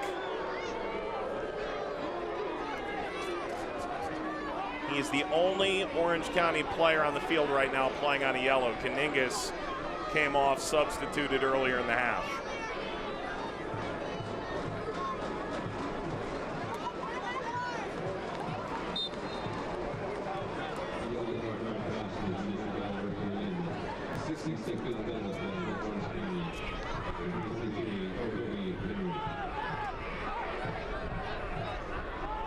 It's an important half an hour coming up for Orange County, because at home with a man extra they would be expected to win, and the next matches are away at New Mexico, which is a really difficult match, then home to San Antonio, this is in the league, and home to Sacramento Republic. And these are all matches that are very tough. If you don't get points, suddenly you run the risk of going 4 or 5 matches into the season with only a handful of points, and looking up at all the others as champions. So if they can get the goal now and get the 3 points wrapped up, it'll just take the pressure off Richard Chaplow and the players. There were 32 games last year. It's not like there's substantially more games than a year ago. But the length of the season, starting all the way back in March, far more spread out. In theory, 5-6 games last year only took 3 weeks, and a bad 3 weeks could tank your season. Goodness knows in 2020 with the 16-game slate, a bad 2 weeks could put you out of the playoffs come year's end. This year, in theory, an injury that takes 3 weeks probably shouldn't cost you 5 games. It might only cost you 3. Miller dances away from Iloski. Maybe that gives a little more breathing room early in the season, or maybe it just makes those early defeats staying a little bit longer. I think everybody else benefits from the same slow pace, so there's no advantage. The problem is the teams they're playing against. I mean, New Mexico, San Antonio, Sacramento Republic. It's very conceivable they get a couple of draws and a loss, and if they don't win today, you're sitting on 3 points after 5 matches.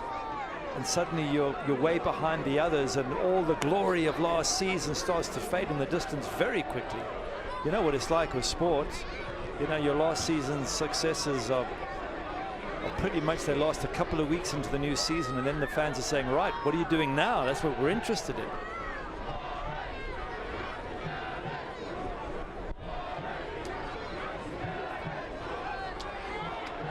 Ball return back to half field.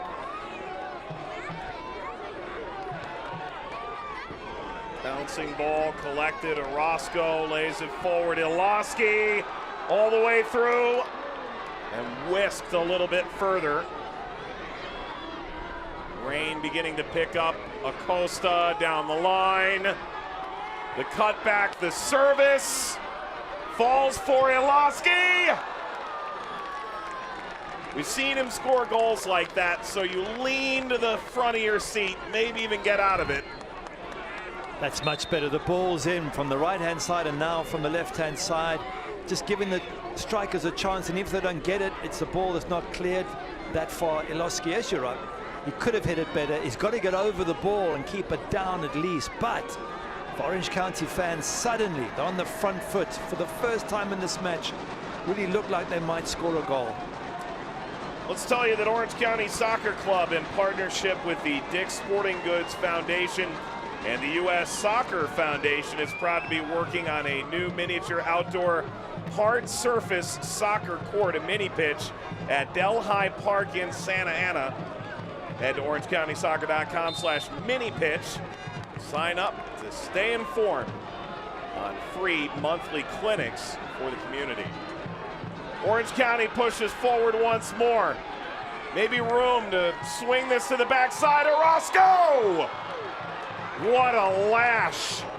That upper corner was begging, and he flared it over. It was nearly a golazo, wasn't it? You could see that flying in the top corner. He chests it down brilliantly. Lovely ball in. He's on his own. He's got time. Look at this. Chests it, sets it up perfectly, and just doesn't quite keep it down. Once again, I don't know how many times I've said that in this match. There must be 6, 7 shots have all flown over the crossbar, but that was close. Beautiful strike. If he could have just kept it down a bit more, that could have been the goal of the season.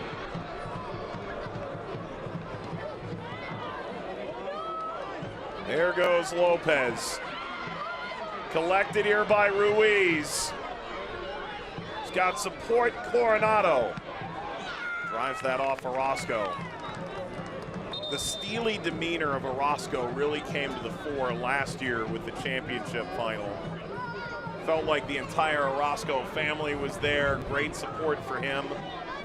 Closing the latter stages of his career in his hometown. Felt like no one gave them a chance to win. Felt like his play on the field would do the talking. That's why they lifted a banner here. Albie Skendy's come on for Kobe Henry.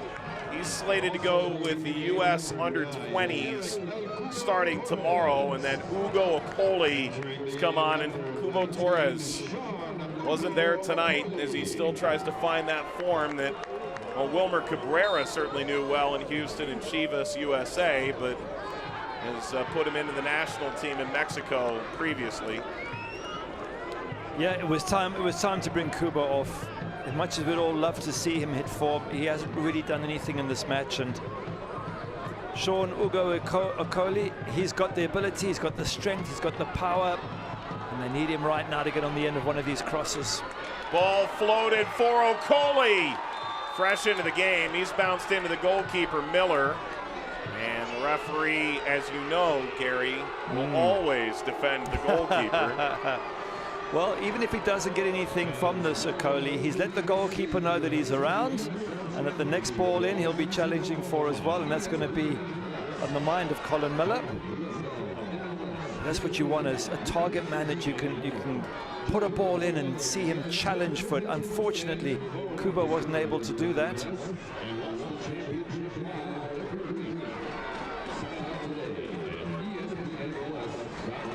See there, the goalkeeper gets his hand to it. To be fair to Okoli, he's trying to go for the ball, and Colin Miller gets up and then goes down. But he'll be aware that Okoli's on the pitch.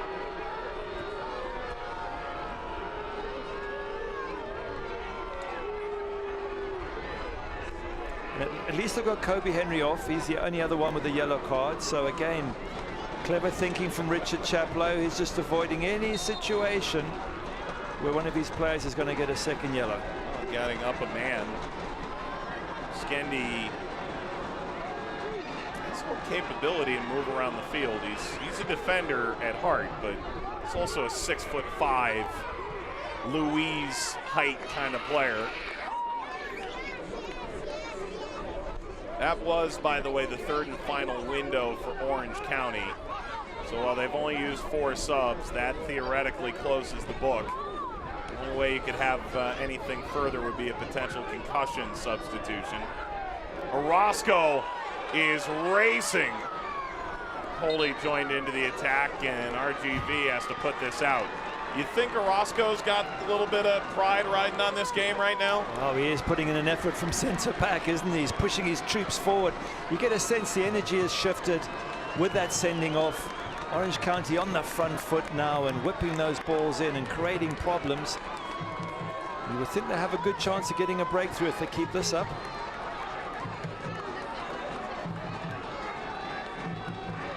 Rocha. First ball's away. He may get a second bite of this apple. Rocha part 2. 3. Foul. I didn't see it. I thought he went for the ball, Rocha. If a player gets in the way, but you're going for the ball and that player isn't going for the ball, then I'm not sure it's a free kick. But either way, referee's given it. It looks like it's Isidro Martinez has just got a whack in the stomach. Referee's going to look at him. Let's have a look and see. No, I think he went around the player and got a header in. Certainly back in the day that would have been considered allowable, but the rules are getting more and more sticky. Every time you touch a player now, it's a free kick. Do I sound like one of those old players looking back in the past? Is that why you're just giggling in the corner there?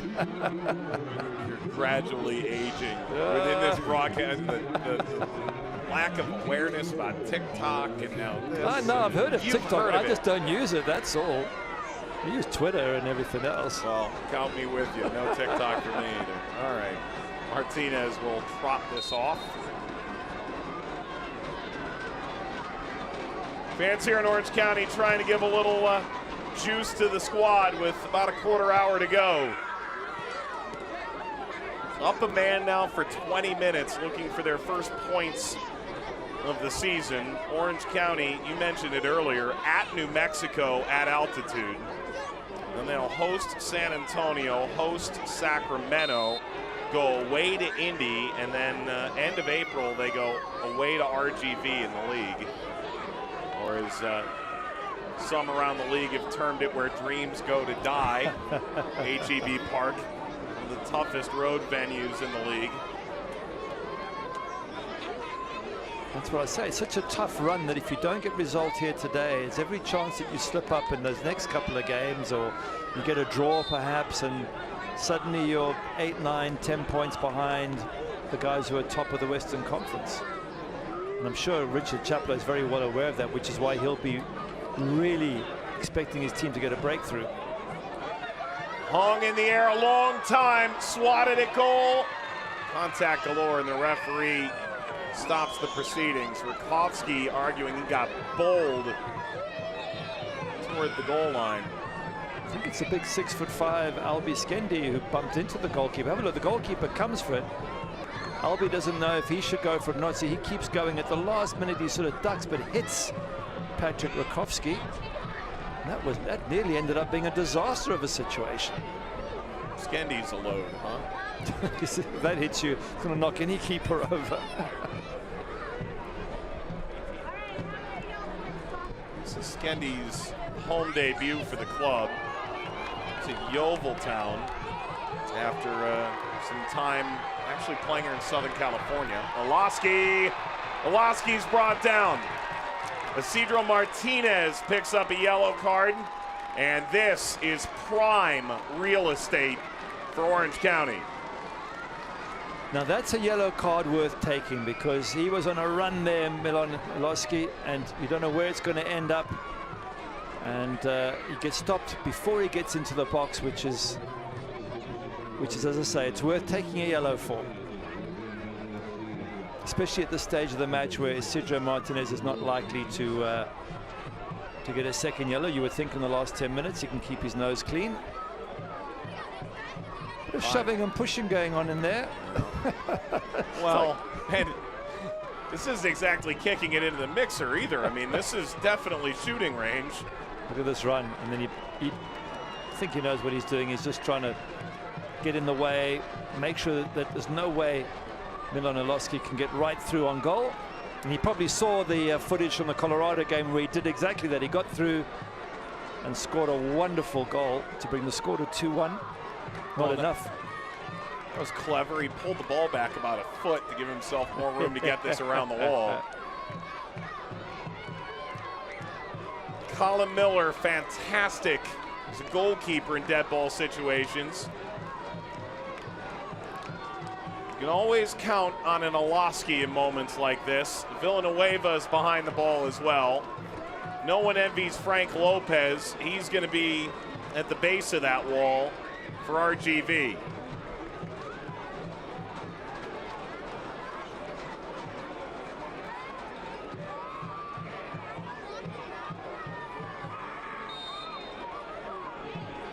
It is Orozco. Orozco off the crossbar. Falls again. Ricochet won't go for Villanueva either. The swerve on that. Still not done. Floated in front. Diving header away. Daniel Luiz sends this toward the county line coalition. Corner, Orange County. Oh, now the excitement's coming. Deflection, the goalkeeper's going the wrong way. Nothing he can do about that. Colin Miller. And only the crossbar saves RGV. Have a look there, just gets a deflection off somebody's head or shoulder. ever so close there for Orange County. The corner of the header is in! Okoli opens the scoring for Orange County in their home opener.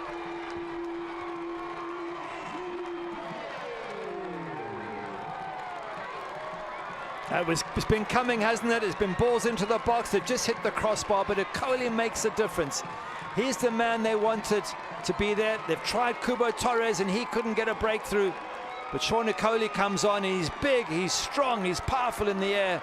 Decent ball in from the corner, and he gets on the end of it. Have a look here, lovely ball in, floated towards that near post. He gets up big and strong, and there is nothing Colin Miller can do to keep that ball out the back of the net. Perfect near post header for Orange County.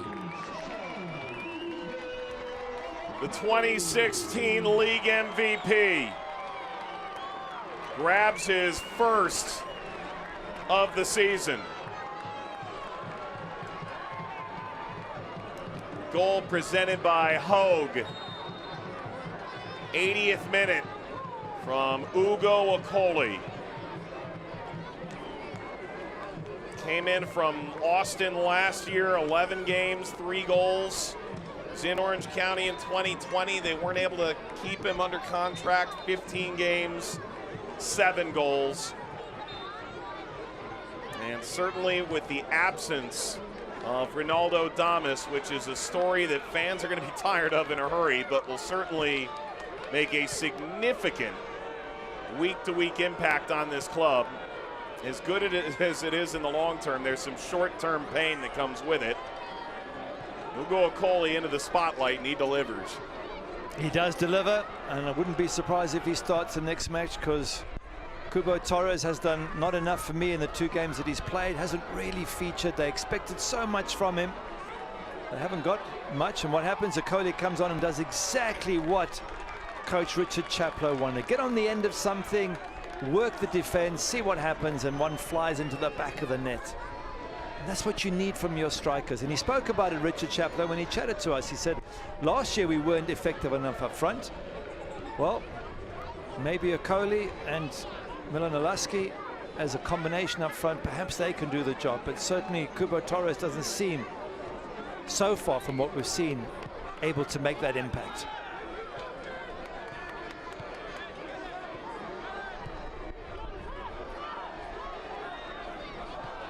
Ugo time in Seattle, New England, went to FC Cincinnati when they were in the championship.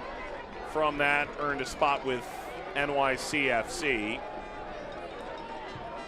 Ball whipped across.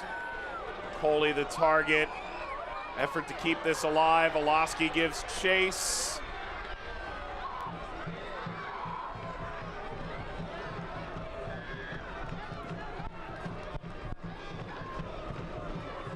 This is a tough one for RGV, being a man down. If they had the extra man, who's to say whether they would have kept that clean sheet, but they lose this, they stay on the road and go to LA Galaxy. That could be another tricky match for them. So bad start to a road trip if they go on to lose this.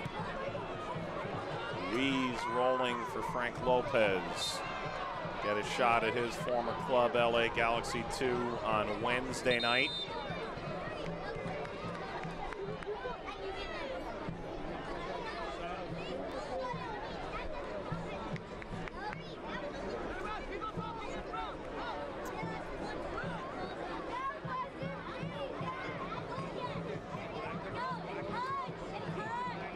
Orange County, they made a change at halftime, so they've used 4 subs in 2 windows plus the half, so they get 1 more sub, 1 window. Tommy McCabe's going to come on, Peterson's going to come off. Sub brought to you by MetaQuip, turning setbacks into comebacks.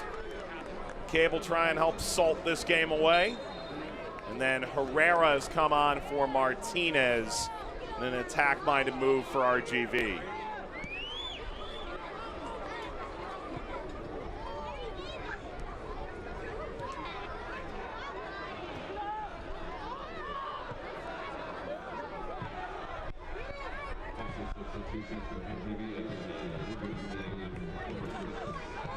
Emilio Herrera, 17-year-old,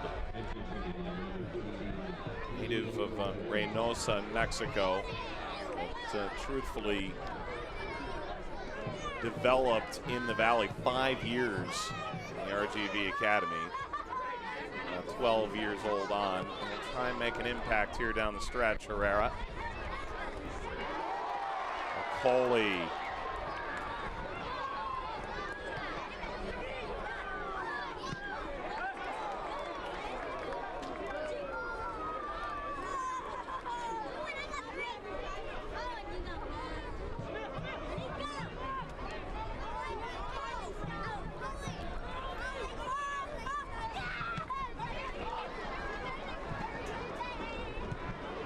This is going to be a big relief to Richard Chaplow if he can keep this result and get the 3 points. He was telling us when we chatted to him that he only had about 3 days off in the in the postseason. He said he had spent all his time trying to find new players and getting ready for his first full season as a head coach. He said 3 days to enjoy being champions, and it was forward planning and trying to persuade players to come to Orange County. So he knows how tough life is as a coach now, does Richard Chaplow. Once you're the head coach, a lot more small decisions that cross your desk than when you're an assistant or the club captain. Oh yeah, and even when you're a player, as a player you always complain you've got too much to do, but really all you do is turn up, train, turn up, play. Suddenly you become a coach and you realize what hard work is all about.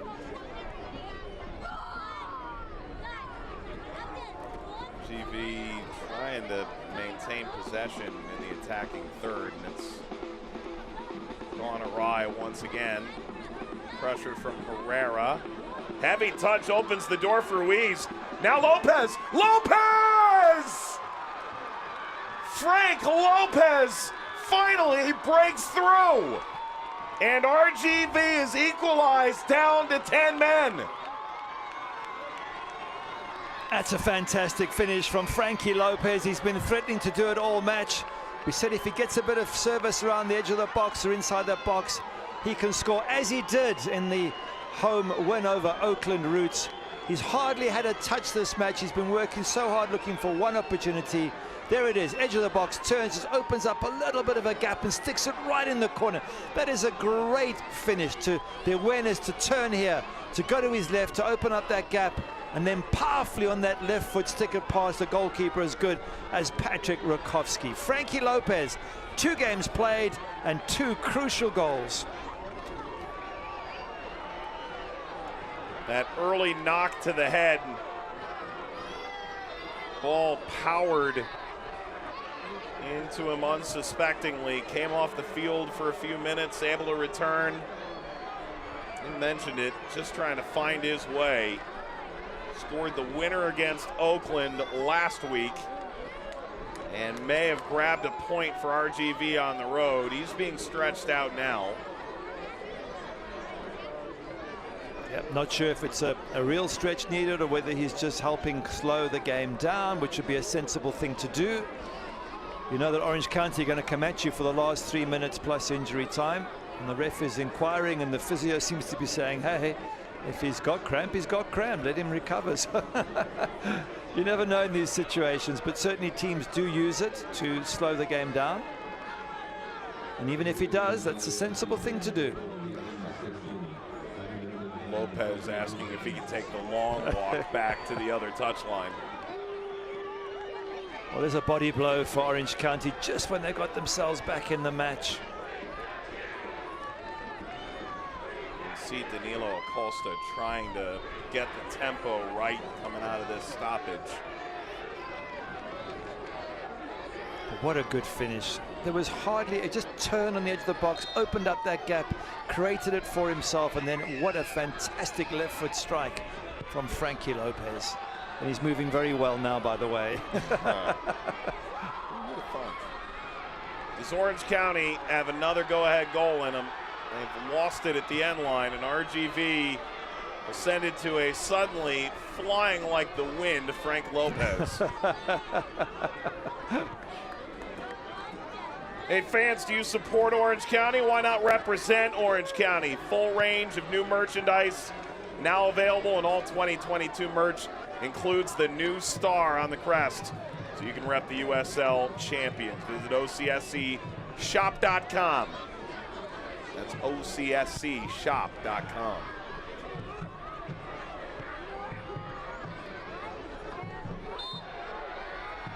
Free kick to come. Quickly can they take it?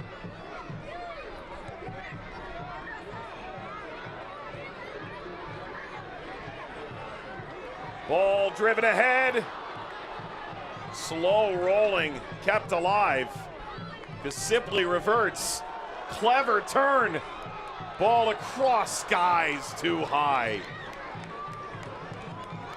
Good opportunities there. That first ball just flew across the face of the goal, and second one, it was Alex Villanueva at the far post, and he's not very tall, so wasn't the right person to be on the end of it. You want to Coley on those sort of crosses.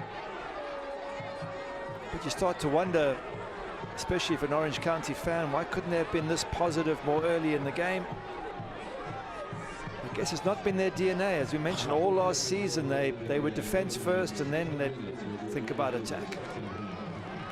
So Lopez comes back on.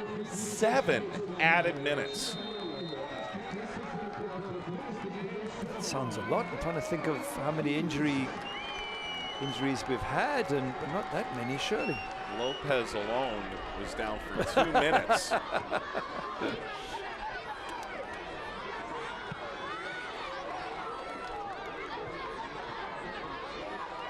Header steered back.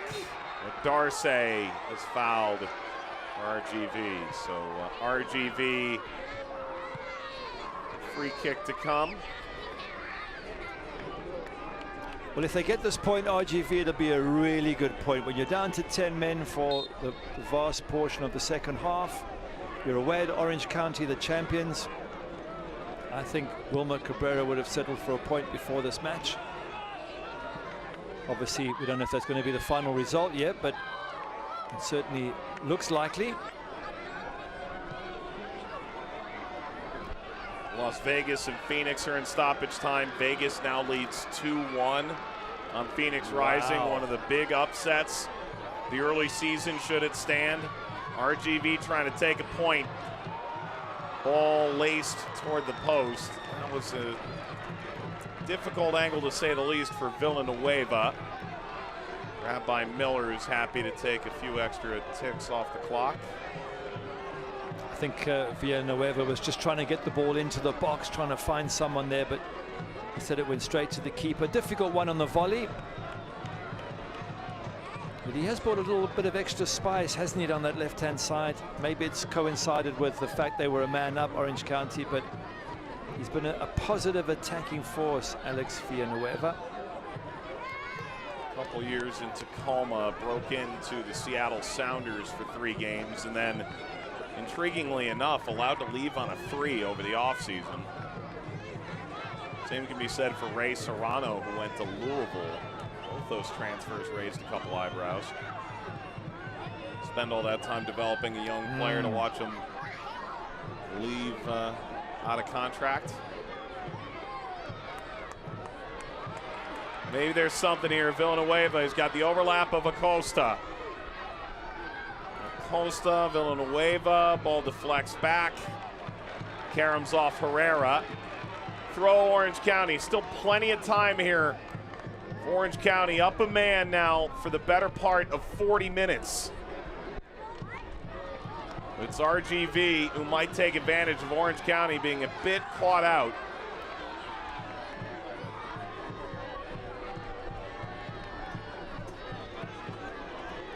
Over by Torres.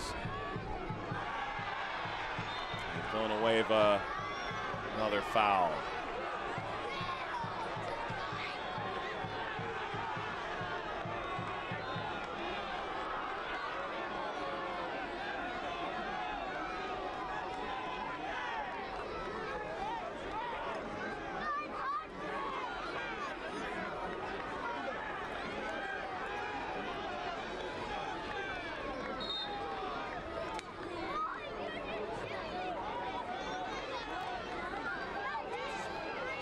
RGV's got all this height on the field, yet Luis is 40 yards from goal.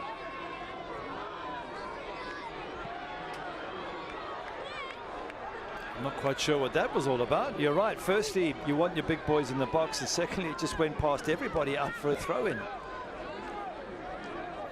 Maybe they've decided to settle for the 1-1 draw RGV, which, as I mentioned, I think would be a very, very decent result given that most of the second half has been with 10 men. Sipley sends a Coley running. Miller.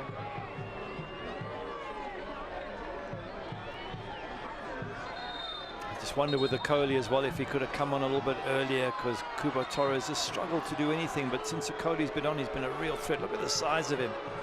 You know you can knock balls in the air to him with his feet.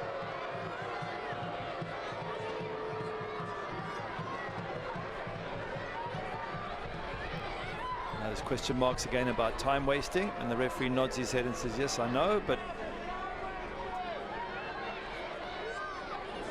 it's all part and parcel of the tactics of slowing the game down in the last few minutes. Richard Chaplow. A heavy coat, all things considered. The sun's down. 60 degrees Saturday night with a little bit of rain.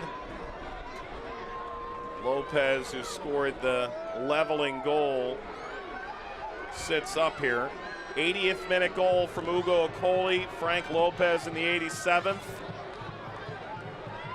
Still another 90 seconds or more.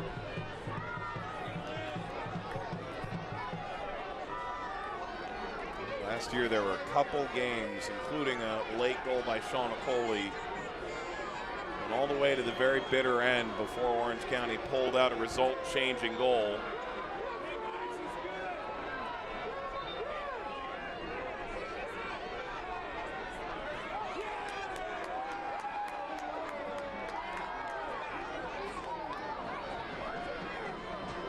Well, that slowed the game down, so Frankie Lopez got what he wanted out of that. And didn't really miss any action, did he? No, that's why it's a very difficult one for a referee to know whether you are getting cramp or not, and if so, what to do about it. But it's all delaying tactics that teams use when they're getting the result they want. The longer it goes, more likely maybe RGV can try and grab one here at the death. Pablo Torres pings it forward. More options are forward than on the previous set piece from that area. The throw for RGV in the final seconds, perhaps. Referees glanced at his watch.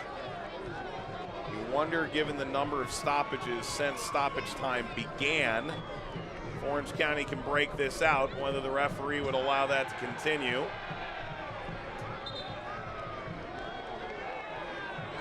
A little bit testy at the end there. I think Orange County are feeling a bit aggrieved that they were 1-0 up and they let it slip. Good chance that all will not, in fact, be forgotten when these teams meet April the 30th in Texas. There's the goal kick, and now for Orange County. Time to try and make something out of this. Long ball forward. Does he get the foul? Yes. And a yellow card probably. This could be the last chance for Orange County. Get a ball into the box, get the big players in there. Tempers flaring.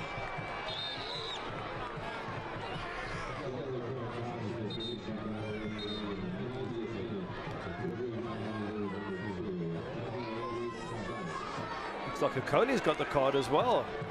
I don't know what he was doing there outside of the picture. He and Daniel Louise picked up yellow cards. Well, this is it, all or nothing. Big ball into the box. A couple of 6'5" players on either side here, so. There's something here just shy of 100 minutes. First header's away. Referee lets it continue. Ball floated. Header away. Okoli! Shot Sean O'Coley wins it! What a home debut for the reigning champions! Absolutely incredible. Look at these scenes. It is phenomenal. The last kick of the match. And Sean O'Coley comes on as a sub, doesn't get one goal, he gets both the goals. Rakovsky's come the whole way. He's going, you're chirping it because words were being said. RGV was slowing the game down. And Orange County were getting upset. And to go and win it in the final seconds, that man has got to start the next match. No question about it. For RGV, oh, how tough is it to concede in the dying moments. Look at these fans celebrating, but lovely ball in here. O'Coley gets it, it comes off there to him. McKay put the ball in. O'Coley gets it in the near post. Not quite sure how he beat Colin Miller at the near post, but McKay with the ball in. And look at these celebrations that follow. What an incredible end to this match. The defensive header from Ricketts comes right to O'Coley. And Ugo gives Orange County surely all 3 points. And that is that. They unveil the banner and they get all 3 points on the night. Orange County 2, RGVFC 1. Wow, what drama. They kept it all to the end because we didn't get much during the match, but I wonder what Richard Chaplow's thinking there. They left it very, very late, and he's probably delighted with the 3 points, but wished that it had been a bit more secure. But Sean O'Coley, take a bow. 2 goals coming on as a substitute. Absolutely brilliant. And he's got to be the starting number 9 in the next match. There he goes.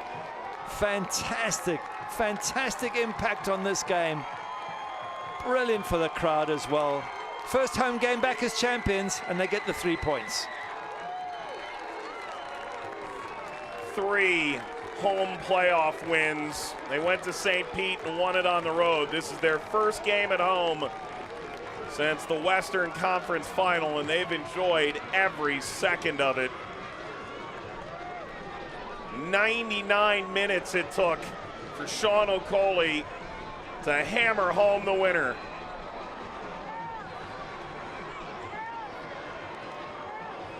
He's doing a lap of honor here, Ugo O'Coley. He's going around all by himself, but why not? You get 2 goals and you win the match. O'Coley with what surely for fans in the venue can view as a vocal cord shattering late winner. For O'Coley, the incredible play of the match presented by John's Incredible Pizza. He controls it, it just runs away from his body slightly, but he readjusts and hammers it into the near post. Look, the defenders just flick it on. He controls it, gets there first as the boots are flying in, so he's brave as well with that shot, because there was a big boot coming from Jonathan Ricketts, and he squeezes it in at the near post with power. Absolutely brilliant, but not 1 goal, but 2 goals as a substitute. Yep, take a bow, Sean O'Coley. We'll wrap it up when we return to Irvine. RGV reduced to 10 midway through the second half. Frank Lopez equalizes in the 87th, but O'Coley wins it in the 9th minute of stoppage time.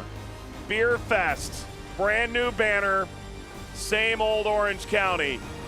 They pull it out at the death. Postgame begins when we return.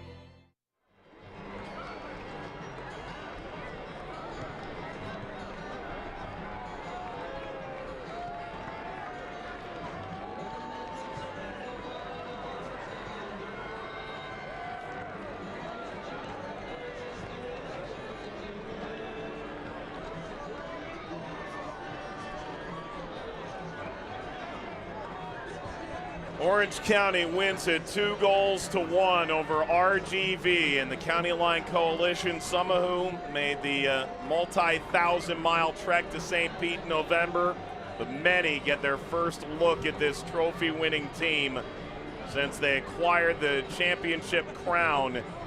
They got everything they bargained for tonight. They'll pack it up and get ready to bring it back when San Antonio pays a visit April the 9th. Save of the match is presented by UHSM. Gary, it ends up being a foul in the end, but it was, well, maybe a defensive lapse. It's more Albie Skendi running into the goalkeeper, Rakowski, and I guess you have to give Rakowski credit for actually just getting his hands on it because he gets hit by his own huge center back there. So, yeah, one of those sort of saves that I'm not so sure it's a full save, but at least he stopped it from going in the back of the net when he got hit by his own center back. Well counted. If you're Orange County, from the beginning, we talked about the idea of living off the energy of being the heroes coming back to your home venue and the banner being unveiled and the trophy being in the building.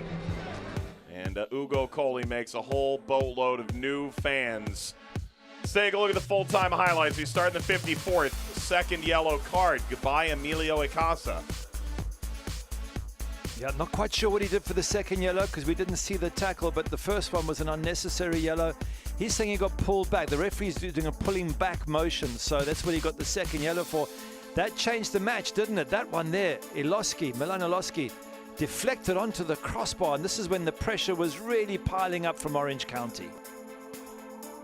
So this would smack as cleanly off the crossbar as he could. Moments later, set piece, Ugo Coley, goal number 1. Fantastic header at the near post. Great set piece. Look how he gets up and he puts it in the top corner. Nothing Colin Miller can do about it, but massive jump and leap and a great direction for the header. And money service from Seth Kasipli. Ahead to the 86th minute, Frank Lopez, Lazarus, able to stay on his feet long enough to power this past Rakowski 1-1. It's a brilliant finish, it absolutely is. As we see that opening goal again, that's the Coley goal. But the Frank Lopez one, how he gets that in, how he beats his defenders, absolutely amazing. Just seeing Seth Kasipli, and as you said, a very, very good ball into that near post area, but a fantastic header from Sean Coley for that opening goal. Reason to celebrate for the Orange County fans. Ugo Coley as well. And then to the very last seconds of the game. Last service from Tommy McCabe. Ugo Coley off the deflection from the defender Ricketts. Yeah, just, he doesn't trap it perfectly. He just runs away from his body, but how brave is he ever? Runs away, then he gets in there, boots are flying, he hammers that ball in at the near post, beats Colin Miller. What an incredible ending, and your voice nearly broke for a second time when you tried to give the score there. Here's the full-time match stats. Chance for your final thoughts. Well, look at shots on target. You know, RGV didn't quite do enough for me. Frank Lopez, a wonderful moment of pure skill to get the one goal, but Orange County had more chances, especially towards the end. They hit the crossbar as well. Probably on the balance of it, you would say they deserved it, but the red card might have been the turning moment in the match. Stats brought to you by Ballast Point Brewing. Well, Orange County, when the lights were on, Beer Fest, finally a chance to celebrate in front of the home crowd. Players made their way out and made some new fans along the way. 80th minute, 99th minute. 9th minute of stoppage time, the winner from Ugo Coley. For our entire Vista WorldLink team, led by producer Ryan Rose, director Jeff Griffith, Gary Bailey alongside Mike Watts saying thanks for watching. We'll see you next time. Have a good night, everybody. This copyrighted telecast of the United Soccer League Championship cannot be retransmitted, rebroadcast, or reproduced without the expressed written consent of the United Soccer League Championship.